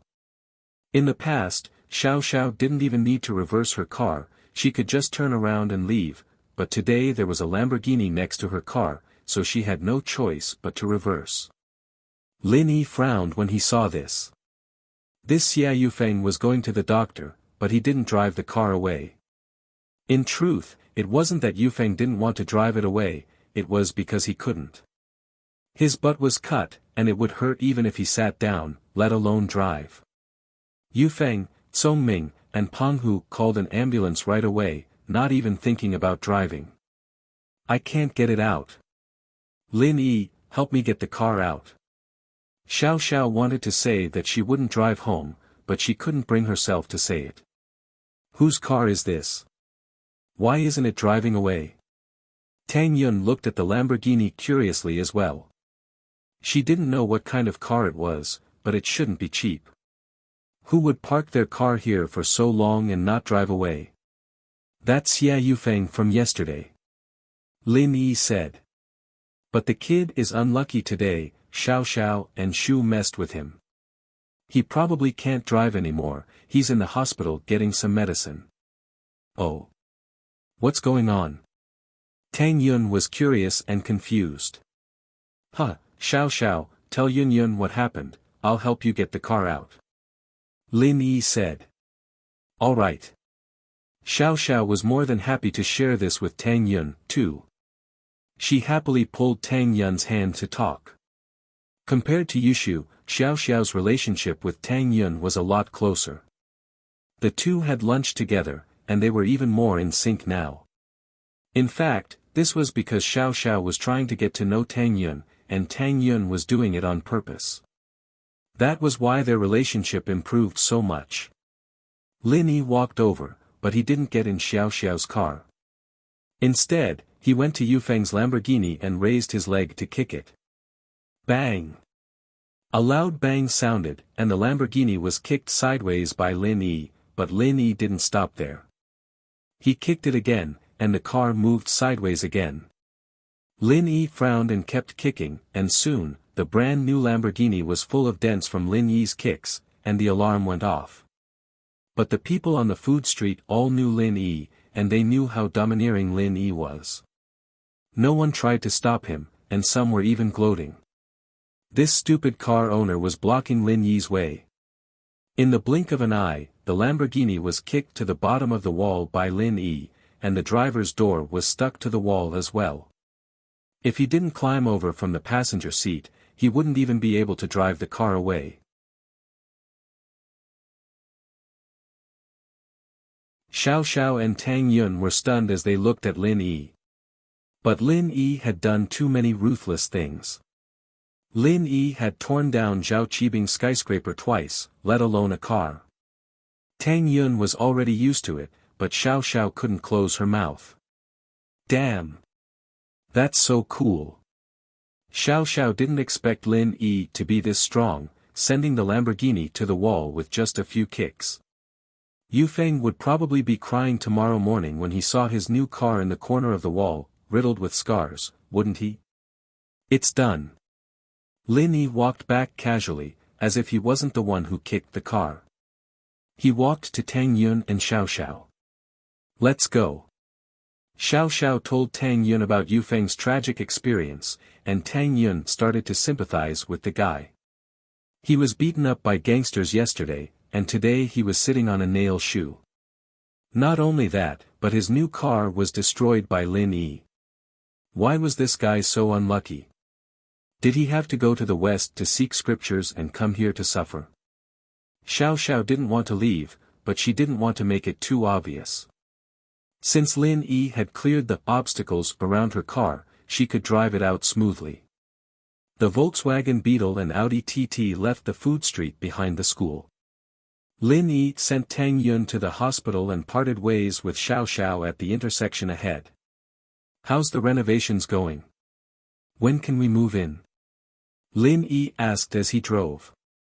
Mom went to check yesterday, and she said it's almost done. We're just missing the furniture and appliances. We'll be able to move in after a couple of days. Tang Yun said. The new house smells. Fatty Lai used environmentally friendly materials, but it's impossible for there to be no harmful gases. You should get Auntie to buy some charcoal and sprinkle it around. Don't worry about money.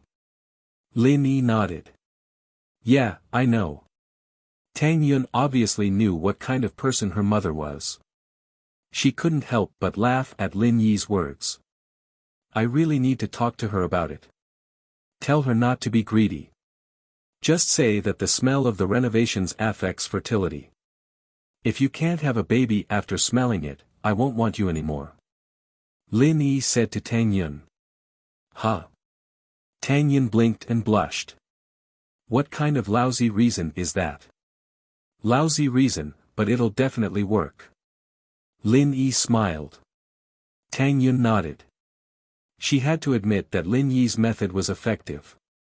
This was related to her health and the future baby's health.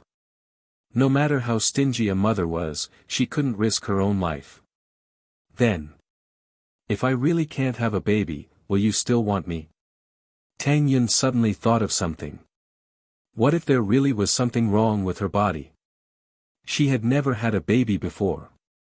Who knew if she could have a baby? Ha! I can cure it. Lin Yi smiled.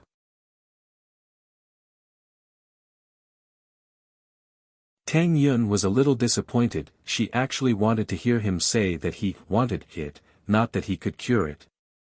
The results were the same, but Tang Yun was a girl after all, and sometimes she liked to hear romantic words.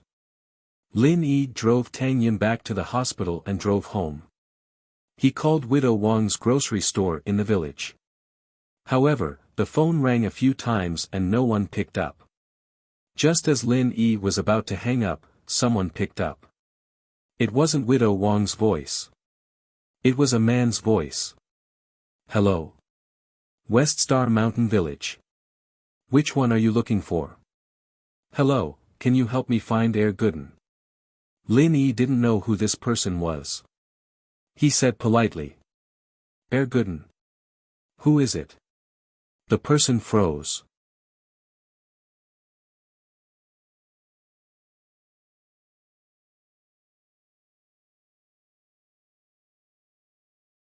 Chapter 1034. Hercules Air Gooden, ugh. Lin Yi paused, but he remembered that Air Gooden was just a nickname. Air Gooden's real name wasn't Air Gooden, so people who weren't familiar with him wouldn't know. But everyone in Star West Village should know this name. But Lin Yi still said, "It's Zhou Jiaming." Zhou Jiaming was Gooden's real name. Of course, in the village, people called people by their nicknames. Very few people called people by their real names. This was different from the city. Zhou Jiaming. The man on the other side of the line paused, but he still said, "Wait, I'll ask for you." "Auntie, someone's looking for Zhou Jiaming." "Do you know him?" "I know." "Okay, go set up the goods, I'll take the call." Widow Wang's voice came from the other side of the phone. After a while, Widow Wang picked up the phone. "You're looking for Gooden." "Auntie Wang, it's me, Lil Yi." Lin Yi smiled. "Who was that?" It's my relative's child, from another village. He came here to help me with the work."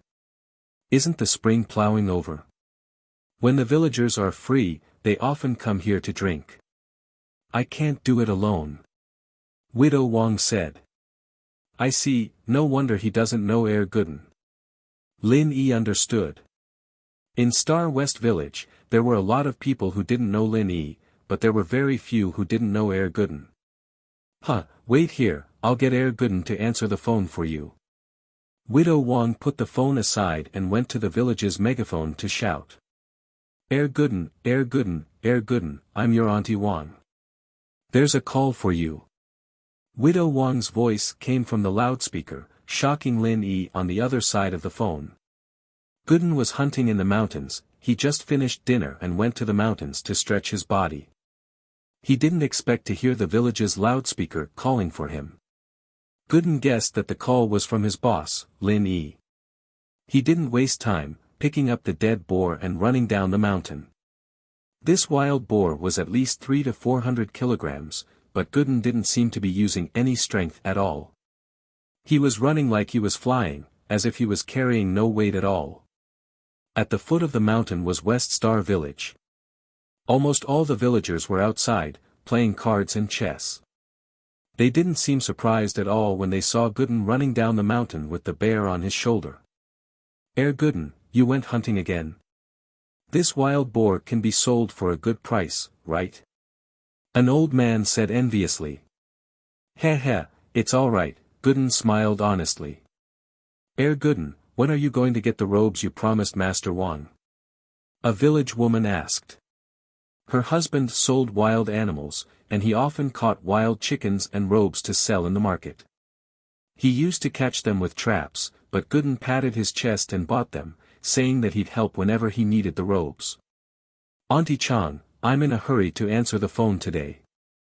I'll get the robes for you tomorrow." Gooden nodded.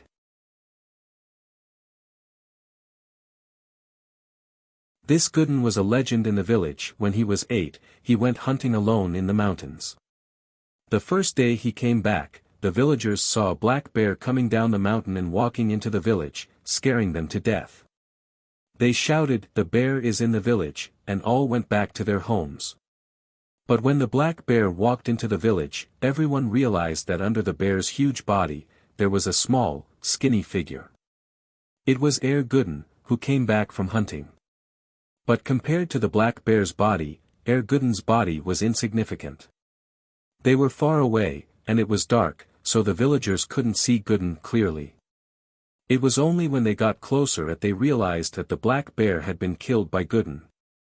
This shocked the villagers, and they couldn't help but praise Gooden's godly strength. But everything had a freshness, and once the freshness wore off, they wouldn't be surprised anymore. It was the same with Gooden. From then on, he killed wild wolves, wild boars, vultures, and other wild beasts. Everyone was used to it now. Gooden threw the wild boar on the ground. Everyone, split it. "If we can't finish it, we'll give the rest to my dad to sell." Gooden was a simple and honest man. He wouldn't keep things to himself. Every time he went hunting, he would think of the villagers and give them something for free. So, everyone had a good impression of him. In fact, everyone was drooling over the wild boar meat. Normal people couldn't kill a wild boar. There was a saying, 1 boar, 2 bears, 3 tigers. It meant that the wild boar was stronger than a bear or a tiger. Only Gooden could kill a wild boar so easily. If it was someone else, they might have been killed by the boar. After saying that, he quickly ran to Widow Wang's house, and the rest of the villagers happily helped him clean up the wild boar. Of course, they weren't greedy people. They would get some of the meat, but it was the parts that weren't easy to sell. The parts that were easy to sell, like the pork knuckle, they would leave them for Gooden. Gooden excitedly ran into the shop and picked up the phone. "Hello. Gooden, it's me, Lin Yi." Lin Yi heard Gooden's voice and smiled. "Lin Yi bro, I knew it was you. Are you in a hurry? I'll leave in 2 days. Gooden said embarrassedly, "It's still far from the autumn harvest, and the family doesn't have much income. I'm thinking of hunting some wild animals for my dad to sell before I leave, otherwise the family won't have any income. Didn't I tell you to get it from my old man?" Lin Yi didn't know whether to laugh or cry. "You can pay for the road. I'm thinking I'll earn the money for the house. I have hands and feet, hunting isn't a problem," Gooden said with an honest smile. "Alright, come back as soon as you're done. I really miss you." Lin Yi sighed. "I really want you to stay in Songshan forever. I want to follow you, boss, to explore the world. But I can't."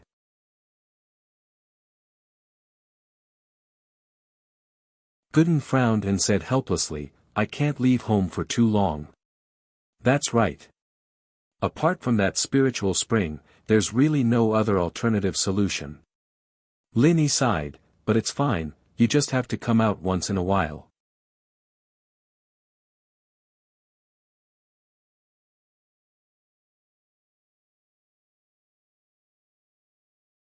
Chapter 1035. Chapter 1033, Being Xiao Xiao's best friend. "Alright, write down my phone number and address. Contact me when you get to Songshan, I'll pick you up," Lin Yi said as he gave Gooden his phone number and address. Gooden found a piece of paper and wrote it down before putting it in his pocket. After the call with Gooden, Lin Yi got home. The Miss and Shu were still watching TV on the sofa. "Shield bro, I did well today, didn't I?" Yushu said excitedly when she saw Lin Yi. "Xiao Xiao and I became best friends." "Yeah. But we need to keep working hard and try to improve." Lin Yi nodded. "Improve?" Yushu asked.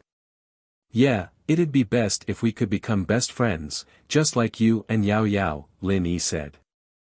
"Best friend? That's not possible, right? She's my love rival." Yushu scratched her head, troubled. Lin Yi didn't say anything. He took out his phone and opened the photo album, showing Xiao Xiao's wishes to Yushu. "Xiao Xiao has a few wishes, and she doesn't have much time left, so I want to help her fulfill them one by one." "Oh?" Yushu paused and took the phone. She read the words on the photo. "I really want to have a best friend. I can talk to her about the loneliness in my heart. I can share happiness and sadness with her on the same bed. But I'm destined to never have a true friend. I don't want my best friend to feel pain because of my death." Meng Yao came over curiously as well, frowning as she looked at the photo on Lin Yi's phone. "Lin Yi, where did you see this?" "From Xiao Xiao's phone." Lin Yi didn't hide it. "There's a file called My Wish, I just opened it. I didn't think." "I see." Meng Yao nodded. Xiao Xiao's wish moved Meng Yao.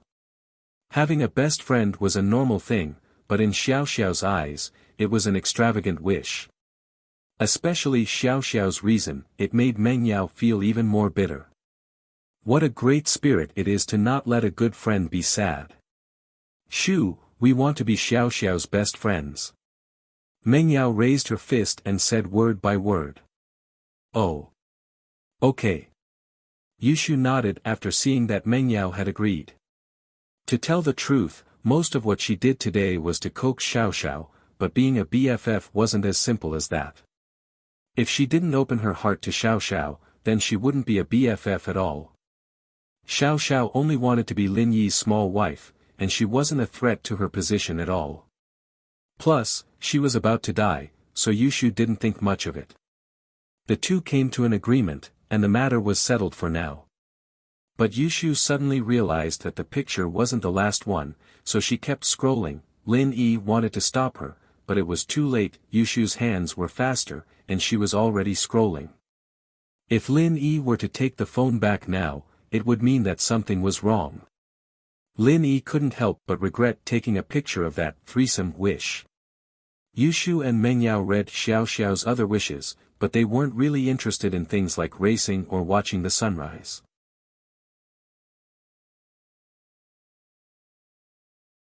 It had nothing to do with them, but when they saw Xiao Xiao's threesome, their eyes went wide, their mouths wide open. I've decided, I'll give this difficult mission to my boyfriend, let him push her down, and then we'll have threesome. Ha ha ha. Xiao Xiao, you're a super genius. But it seems like a daydream. Yushu and Mengyao couldn't help but look at each other after reading the content on the phone. After a long while, Yushu sighed, holy shit, this Xiao Xiao is even stronger than me. She wants to do threesome with a superstar. I just want to do it with Yao Yao. Shu, what the hell are you talking about? Mengyao glared at Yushu, suddenly feeling a sense of regret. One Shu was enough to give her a headache, and she actually agreed to be Xiao Xiao's best friend. Xiao Xiao was someone similar to Shu, and if she were to become her best friend, wouldn't she be breaking down all day long? After the two of them got together, wouldn't the already shocking idea become even more shocking? This Xiao Xiao wanted to do threesomes, and with just a discussion with Yushu, they'd be able to do 4 or 5. Hee, but that's a good wish. Su Shihan is Yao Yao's and my idol, too. Shield bro, you need to work hard. Yushu waved her phone at Lin Yi, I don't mind doing threesomes with a superstar. 4, 5 with Yao Yao. Lin Yi held his forehead, speechless. His heart was exploding. This sounded exciting, but Lin Yi just couldn't believe it. Mengyao slapped her forehead as well, almost fainting from the shock. What was she supposed to do now that Yushu had said it out loud? What was she supposed to do? What was she supposed to do in the future? I'll go check on Faubert. Lin Yi took the phone back from Yushu and walked to Faubert's room. I'll go wash up and sleep. Mengyao said, defeated. I'll go too. Yushu said happily, following Mengyao like a shadow. Lin Yi walked to Faubert's room. The door wasn't locked, so he pushed it open and walked in. Faubert was practicing on his bed when he felt Lin Yi walk in. He opened his eyes slowly. You're back. Evidently, he didn't hear the conversation between Lin Yi and Mengyao in the living room. He could only sense movements within a certain range. Yeah, how is it, Faubert? Lin Yi nodded. I've already started training my family's martial arts again. Golden class late phase peak, this is a good starting point. I'm already satisfied. Uncle Fu said this from the bottom of his heart. He didn't seem to be forcing it at all. Faubert, I want to try again. Lin Yi said, unwilling to give up. What he didn't understand was that since Uncle Fu could absorb the spiritual qi of heaven and earth, why couldn't he absorb the universal energy in the space of the jade pendant?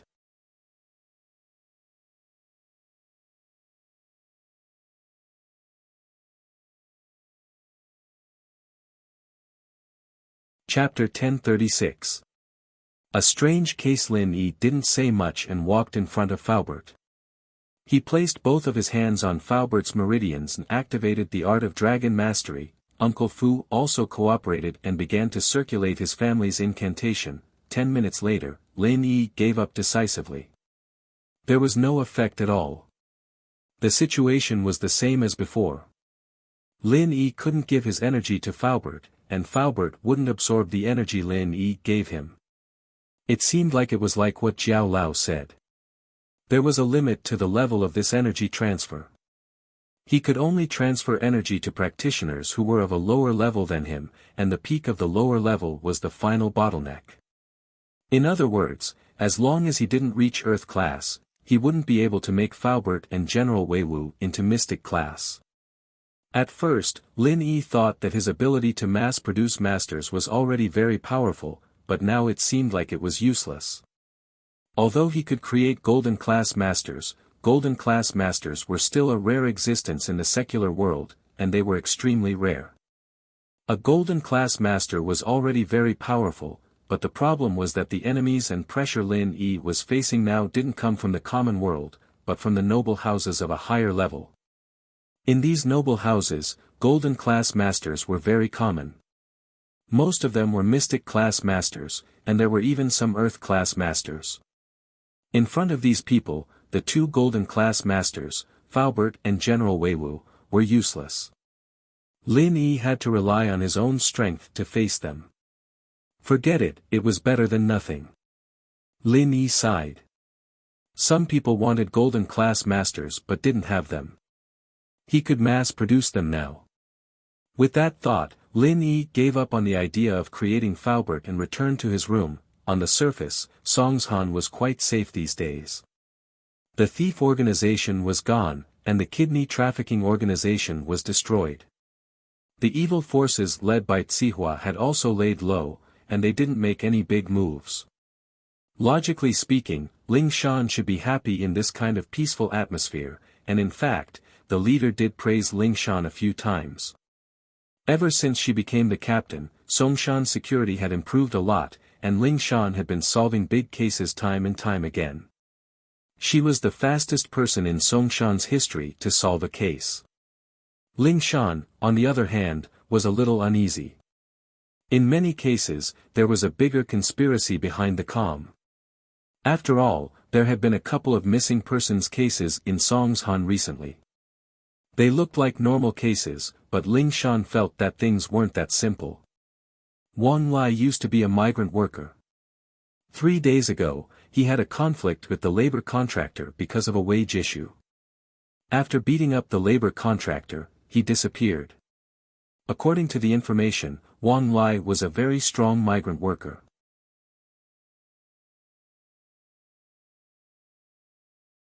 He had a lot of strength, and it was easy for him to beat up the labor contractor and his bodyguards.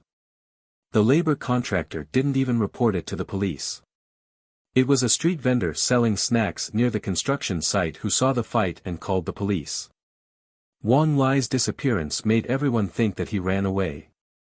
The police who went to investigate the case, naturally, wouldn't interfere. After all, the labor contractor said that it was fine, and he didn't want to pursue the matter. This could be seen as a normal civil dispute. If the victim's family didn't want to pursue the matter, why would they? Besides, the labor contractor wasn't hurt, not even a light injury. Therefore, the police simply recorded it down and left. If it weren't for the fact that something similar had happened recently, this seemingly random case wouldn't have caught Ling Shan's attention. Now that the case was in front of Ling Shan's desk once more, she frowned at the unusualness of it. Although Wang Lai injured the labor contractor before, the labor contractor did not suffer much damage. There were just some bruises on his body and some scratches on his face. The same was true for the bodyguards. They did not even have any broken bones. Under these circumstances, was there a need for Wang Lai to run away? Even the police didn't want to arrest him. Why would he run? From the labor contractor's words, it was obvious that he was unlucky. Wang Lai could have found out about these things by asking around, but Wang Lai disappeared. The second case was similar to this one. Sun Kaoli was a stevedore for a freight company. When he was working, he accidentally broke a piece of glassware. His boss didn't say anything. He didn't even mention deducting his salary. Yet, Sun Kaoli disappeared. Why the hell was Sun Kaoli running? When Sun Kaoli disappeared, the boss felt that something was wrong and called the police. But after calling the police, they realized that nothing was missing from the company, and the reason for Sun Kaoli's escape was something they had to think about. Of course, this wasn't much. If these two missing cases were coincidental, then what about today's case? Yang Maolin was a small gangster, bullying people around the market. Today, When he was collecting protection money, he bumped into someone who was serious, and so he used the scale plate on the side to smack the guy's face into a pulp. After washing away the blood, it was just a nose bleeding. It wasn't a big deal at all. Everyone thought that this was over, and the guy who got beaten up would obediently hand over protection money the next day. It wasn't like Yang Maolin hadn't beaten up merchants before. There were a lot more serious cases, but it wasn't a big deal. But the guy who got beaten up wasn't happy and called the police. The police came to mediate the situation. After all, Yang Maolin was the manager of this farmer's market, and he was collecting money for benefits.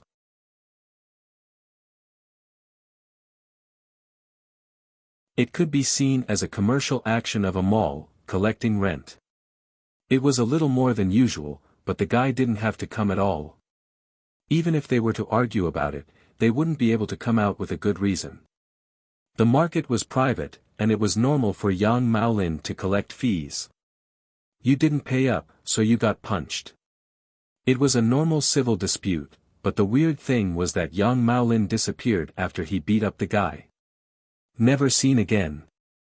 It looked like he was afraid that something would happen to the guy, and so he ran away, but in reality, the guy who got beaten up wasn't a problem at all. If these 3 incidents were to be singled out, they could all be regarded as coincidences. But when the 3 incidents were put together, it was somewhat unusual.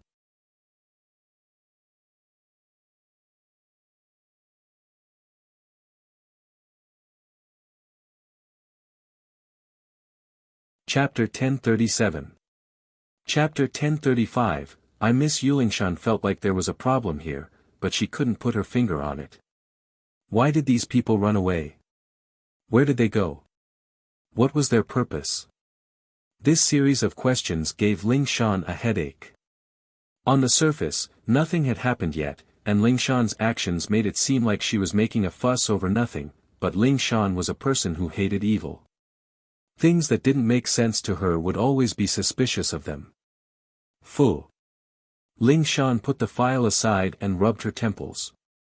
It seemed like being a leader wasn't that easy after all, it was much easier being a soldier. She had to worry about all these things, and she didn't want anything to happen to the peaceful Songshan. She hoped that she was just being too sensitive, and that it was just a coincidence. Who knew what Lin Yi was doing? Lin Yi had lost contact with Lingshan recently, and Lingshan wanted to call him to ask about Lin Yi's whereabouts, but she didn't have a good reason to do so. She'd always asked Lin Yi to help her solve cases, but now that she didn't have an excuse, she didn't know what to say. Lingshan knew about the things that happened in Songshan a couple of days. With her position, it was only natural that she knew everything that happened in Songshan. House Yu, Xiao family, and the hidden house Xiao all went to Pengzhan's house to force him to abdicate. Lingshan knew about all of this, but she couldn't do anything about it.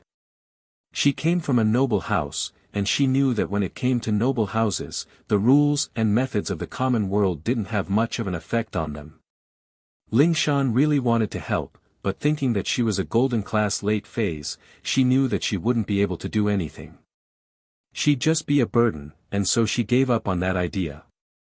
But hearing that Lin Yi had lost all his strength, and was forced into a corner, Lingshan was still a little worried. She didn't know why, but she had this inexplicable feeling towards Lin Yi. Lin Yi was the first man who dared to act arrogantly in front of her, and all the other noble house's disciples always praised her, but Lin Yi called her Miss Brain Dead. This made her angry, but at the same time, she felt a strange feeling in her heart. She was angry, but she couldn't fight back, and she didn't dare to. She could only accept it, and slowly, she started to like this feeling of being conquered. Sometimes, she even thought that she was a bit of a masochist. But she shook her head. She did want to fight back, didn't she? However, there was no way to resist, so he could only compromise. It was just a habit that had become second nature. Lingshan couldn't stay calm at the thought of Lin Yi. She hurriedly tidied up the documents on her desk and glanced at the clock on the wall. It was already past 9. Lingshan was single, and because of her profession, she would sleep in the resting room when she worked late.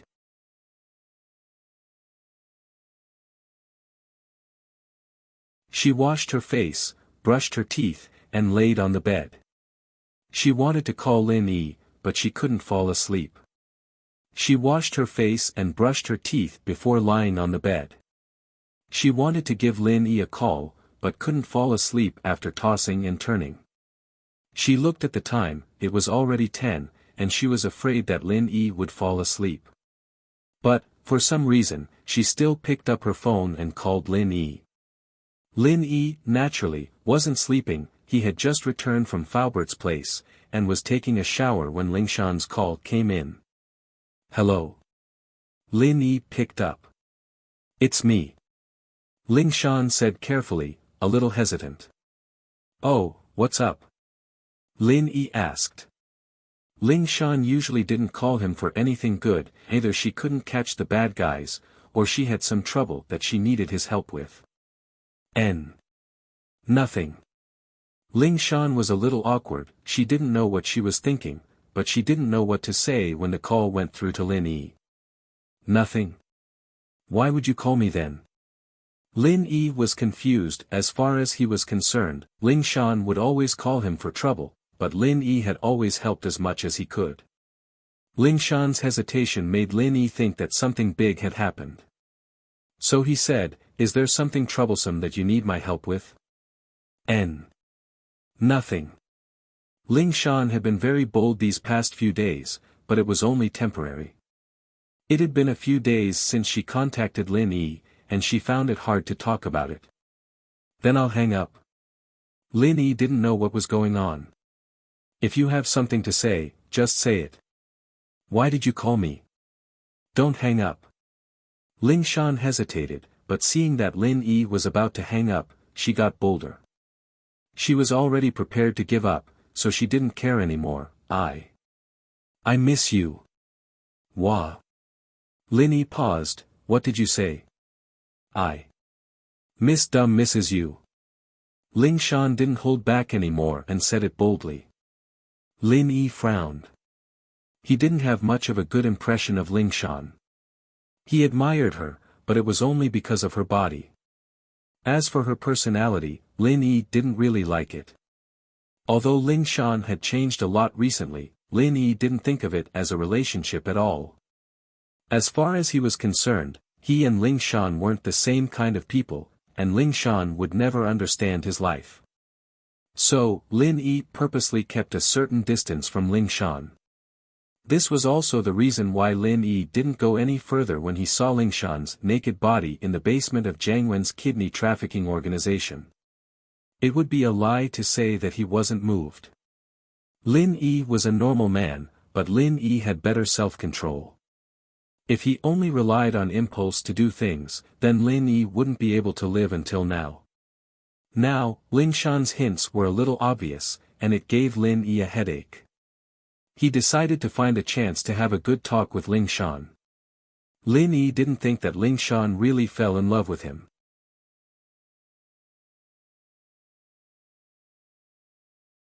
With Lingshan's strong personality, Lin Yi could guess the reason why she would have feelings for him. Chen Yutian and the other pursuers were all obedient to Lingshan, but Lin Yi was someone who did the opposite. This made Lingshan feel fresh.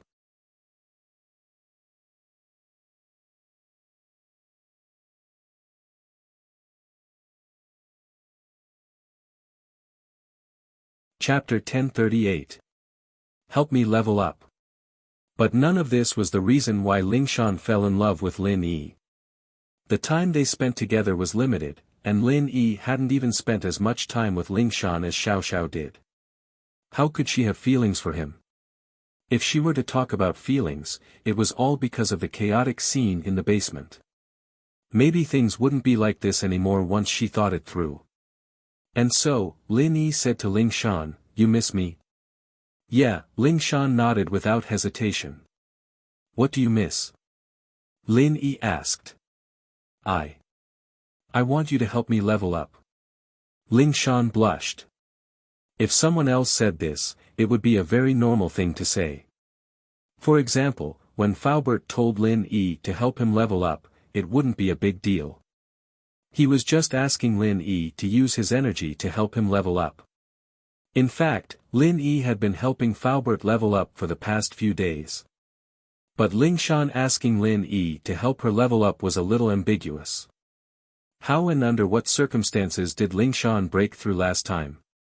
Both Lin Yi and Ling Shan knew it very well. This kind of breakthrough method gave Lin Yi a headache. Lin Yi was Ling Shan's fantasy partner, and he broke through just like that. It was a little unbelievable, but it really happened. Of course, Lin Yi didn't think that was the reason for the breakthrough.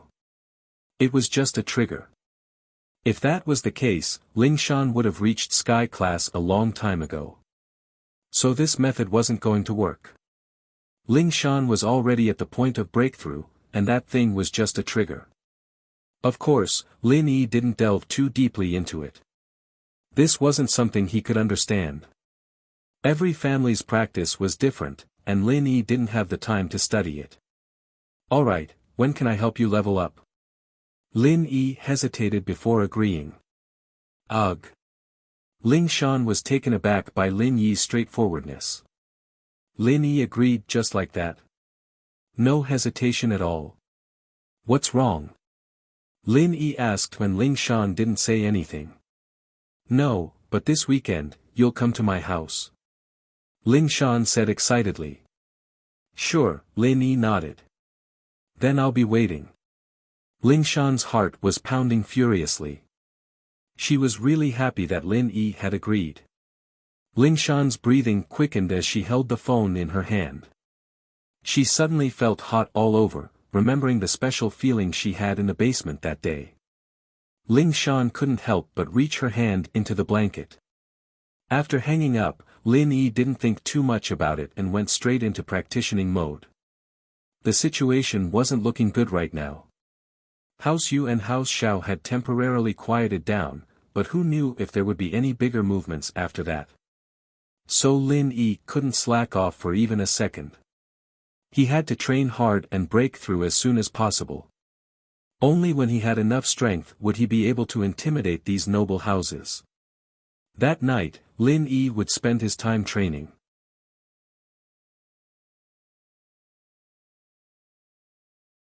That night, Faubert would spend his time training as well.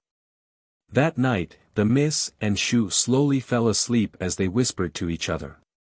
They were talking about Xiao Xiao, their best friend life. There was something they needed to discuss about suddenly accepting a third person into their life.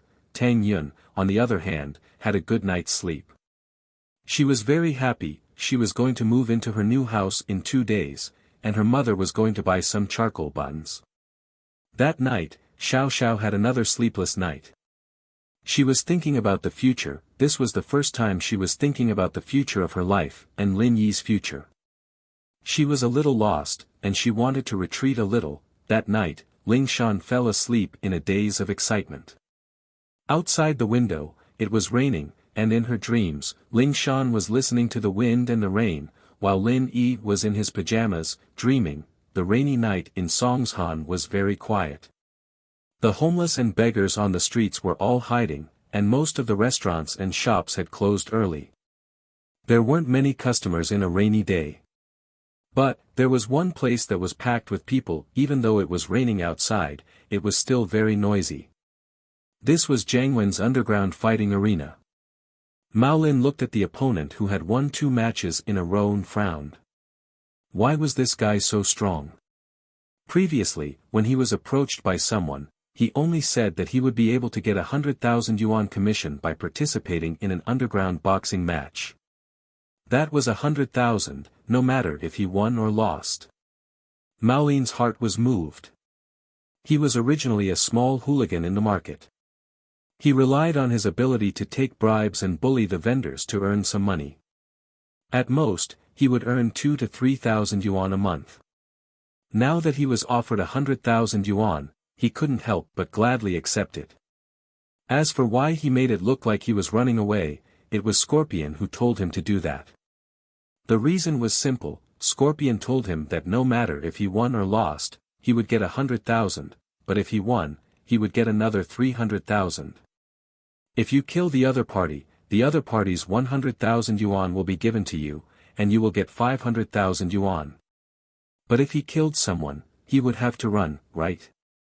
If you disappeared inexplicably, others would definitely suspect you. However, if you absconded because of some small matters, others would naturally ignore you. Small issues wouldn't make him a wanted criminal, so Mao Lin thought about it and agreed.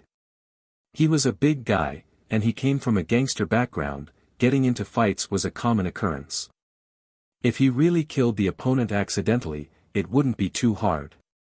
Plus, he heard that he would get another 300,000 if he won, and Mao Lin knew that this match would be a life and death kind of fight.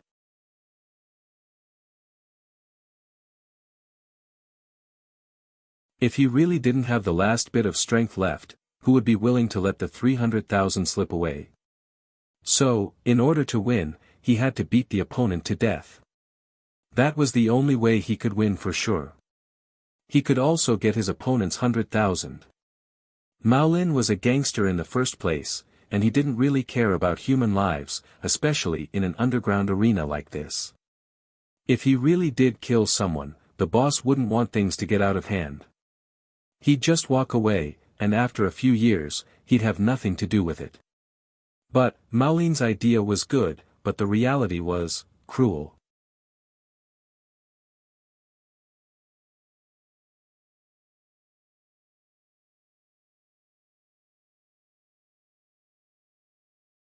Chapter 1039. The underground arena. Although he was a hooligan and fighting was a common occurrence, the short, brawny man on the stage was indeed very skilled.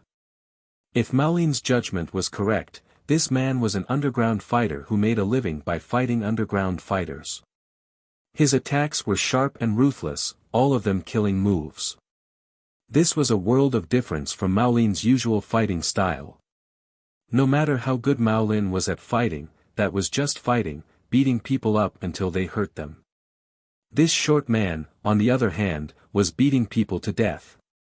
Every punch was aimed at the opponent's vitals, either the head or the chest, and every move was fatal. Mao Lin's forehead was sweating profusely as he watched the short man's opponent get beaten senseless, getting dragged off the stage like a dead dog. He regretted it. He really regretted it. He shouldn't have believed Scorpion's words, he shouldn't have had this unrealistic dream of getting rich. Finally, the short brawny man made his move again. With a bang, he punched his opponent's temple. Suddenly, his opponent's temple caved in, and then suddenly swelled up, turning into a huge tumor-like bump. His opponent, who was as strong as a bear, twitched twice and fell to the ground with a loud bang, without the slightest bit of sloppiness. The short man won again. He raised his hands, accepting the cheers of victory from the audience. 2 fights, and he'd earned 1,000,000. After the third fight, he'd be able to earn 1,500,000 today. This was the highest amount he'd ever earned in his underground fighting career. Otherwise, the short man wouldn't have come all the way from Thailand to Songshan. He was a Muay Thai master, and used to be a professional athlete, but he'd been focusing on underground fights ever since he retired. Many retired boxers became weaker and weaker, but the short man was different. His current strength was even greater than his peak strength as a regular athlete. Especially after learning some killer moves from a third-rate assassin, he became even more powerful. Of course, that wasn't all. The reason why he was so powerful was because he had embarked on the path of a cultivator. He was a physical cultivator, and he was about to reach the golden rank. That was why his strength was so tyrannical. Scorpion bro. I don't want to compete anymore. Mao Lin was sweating as he watched the stream. He loved money, but he didn't want to die. The life and death agreement has been signed, you only have one choice, and that is to fight.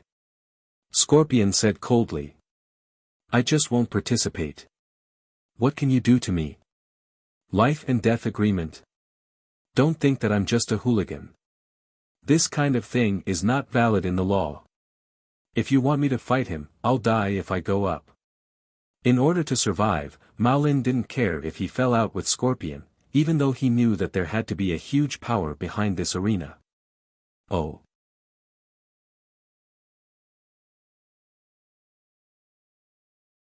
Scorpion smiled coldly as he pointed his gun at Mao Lin. Then you can die now. Ga. Mao Lin froze as a gun was pointed at his head. He started shaking. You guys, you can live if you participate in the competition, and you can even get the prize money. Scorpion humphed. If you don't participate, you won't get a single cent. Die now. Mao Lin was stunned. He was just a low-level hooligan, he'd never seen a gun before. Being pointed at with a gun made him shiver all over. He didn't doubt that Scorpion would kill him. After all, he'd seen the short man kill 2 people with his own eyes. This meant that they weren't afraid of dying here, and so he knelt down. And so Mao Lin gave in, kneeling on the ground. Scorpion bro, I really don't want to die, please, I don't want to die, I haven't lived enough. Don't want to die. Scorpion sighed and put on an act. Then wait, I'll go ask the boss. Okay. Mao Lin didn't dare hesitate. He nodded quickly. Scorpion actually just went to the entrance for a bit, and then came back. There was no need to discuss this at all, it was all planned. The live broadcast was also for Mao Lin to see, to scare him and make him take the bait. Otherwise, if Mao Lin really wanted to get killed on stage, he wouldn't have needed to watch this at all, he could have just gotten him ready to go on stage. The boss said that he can guarantee your victory, but the 500,000 you deserve, he can only give you 300,000. Do you have any objections? Scorpion came back to the room and asked. Yes. Mao Lin heard that, not only could he guarantee his victory, but he could also get 300,000. This was great news. His bottom line was to stay alive, and as far as he was concerned, he didn't need to pay anything. This 300,000 was an unexpected windfall. Before you go on stage, I will inject you with a drug. This drug is similar to the energy pill from before. It will allow you to have superhuman strength for 30 minutes. Scorpion said, but you must kill your opponent within 30 minutes. Otherwise, you'll have no choice but to resign yourself to fate. Is the strength pill really that useful? Mao Lin didn't really believe it. He was afraid that Scorpion was lying to trick him into fighting. Why would I lie to you? This medicine is quite expensive. If the boss didn't think that the short brute won 2 rounds in a row and lost control of the bets for the 3rd round, the boss would lose a lot of money if he won again. Do you think he would give you such an expensive medicine? Little Scorpion snorted, after deducting your 200,000, it's not even enough to pay for this medicine. I see. I got it. Mao Lin heard Scorpion's explanation and was instantly filled with confidence.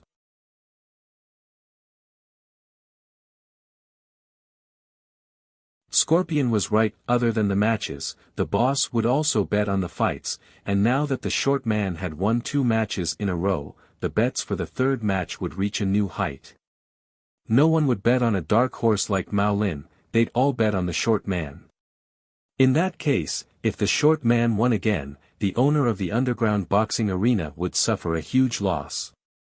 With that thought, Mao Lin became more alert. He'd decided that after this fight, he'd take the money and leave. He'd never participate in this kind of competition again, not even if he had the pill of vigor. Otherwise, the more he won, the more bets he had on him, the more the boss would find a way to kill him.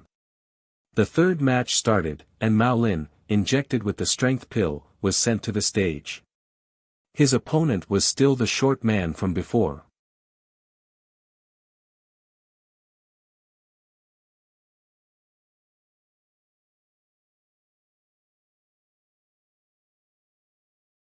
Chapter 1040. The medicine works. The medicine worked, and Mao Lin felt like his body was filled with endless energy. Scorpion didn't lie to him, this vigor pill was really useful. At this moment, Mao Lin felt like he was a Superman. Looking at the short man's mocking smile, Mao Lin took the initiative to attack. He swung his fist at the short man. Bam! Mao Lin's fist landed on the short man's body, but at the same time, the short man made his move as well, his fist landing on Mao Lin's chest. Mao Lin paused. The short man's fist looked really strong, but in reality, it didn't hurt at all. Yes, it didn't hurt at all. Mao Lin felt as if he had been pushed, not hit at all. Mao Lin couldn't help but be confused. What did this mean? Could it be that the short man was holding back, or was it a feint? But, Mao Lin rejected the idea immediately. Holding back? How was that possible? The short man didn't look like someone who would hold back. He'd already killed 2 people, why would he need to kill Mao Lin? A feint? That was even more impossible. Who would do that in front of a crowd? This was a real battle of strength, not a martial arts TV series. Feints. Feints were the same as courting death. Mao Lin, on the other hand, was quite satisfied with the punch he'd just thrown out. He could clearly feel that the strength of this punch was much stronger than usual, and it felt much better. The short man, on the other hand, staggered from Mao Lin's attack. The short man didn't expect Mao Lin to be this strong, going head-to-head with him. Plus, Mao Lin's attacks were quite strong as well, and even though the short man was a pseudo-golden class master, he was still feeling some pain. Die! The short man's eyes flashed fiercely as he swung his fist at Mao Lin again. Bam! It was another head-on collision, and Mao Lin's fist hit the short man again, while the short man's fist hit Mao Lin as well. The two's brute force fighting style immediately drew a round of cheers from the audience. But most of the people here thought that the short man would win for sure. Even if Mao Lin fought him head-on, he wouldn't be a match for the short man. They cheered, "Go, Red Dragon," because the short man's headgear was a red dragon. Mao Lin, on the other hand, wore a grey dog mask, but it didn't cover all of his hair. Some green fur could be seen. But no one was cheering him on. As far as they were concerned, Mao Lin was dead. Red Dragon had already won 2 rounds in a row, without any pressure at all. This Mao Lin, on the other hand, didn't have anything special about him. He dared to fight Red Dragon head-on, but he didn't seem to be that strong. Huh? Mao Lin was puzzled. The second punch from the short man didn't seem to hurt much, as if he was playing with someone. This wasn't normal. Previously, the short man had made a feint, but what about now? He couldn't keep making feints now, could he?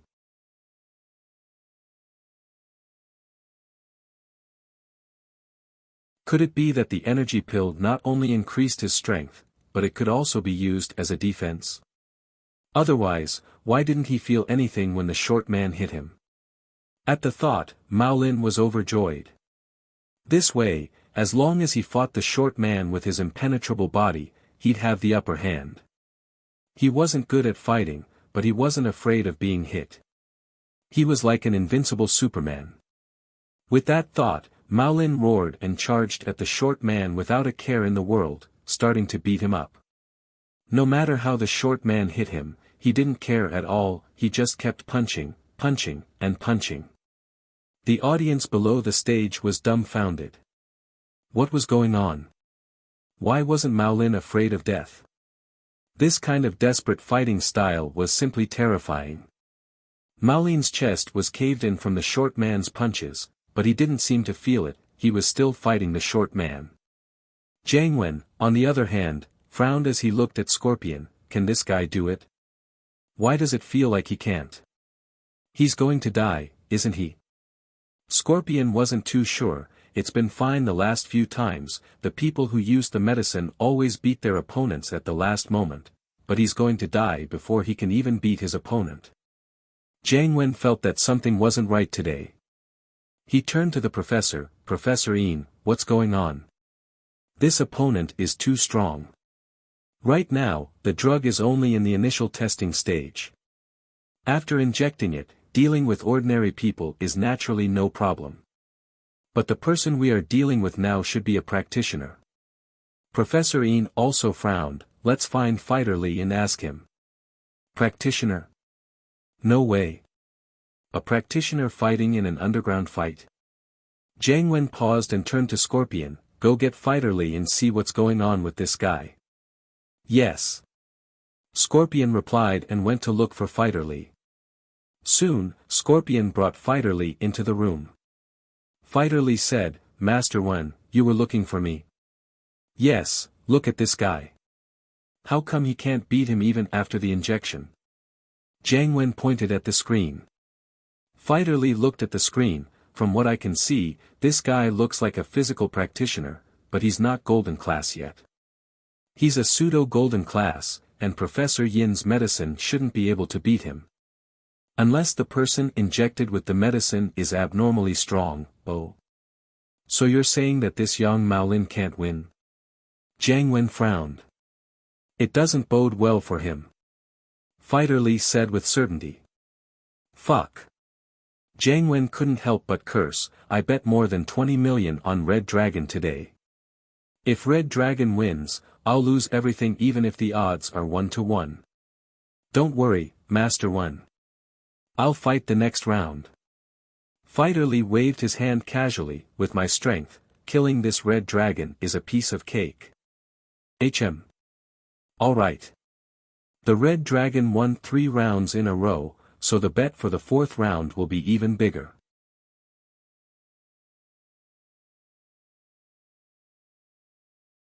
I'll be able to earn it all back with interest this time. Jiang Wen nodded, feeling reassured. You're tuning into the Han Li's Wuxia Chronicles YouTube channel. We're so grateful for your support, and don't forget to subscribe to join us on this incredible journey through captivating stories.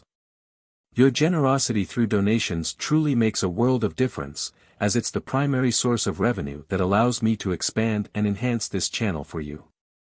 Thank you from the bottom of my heart for being a part of this adventure.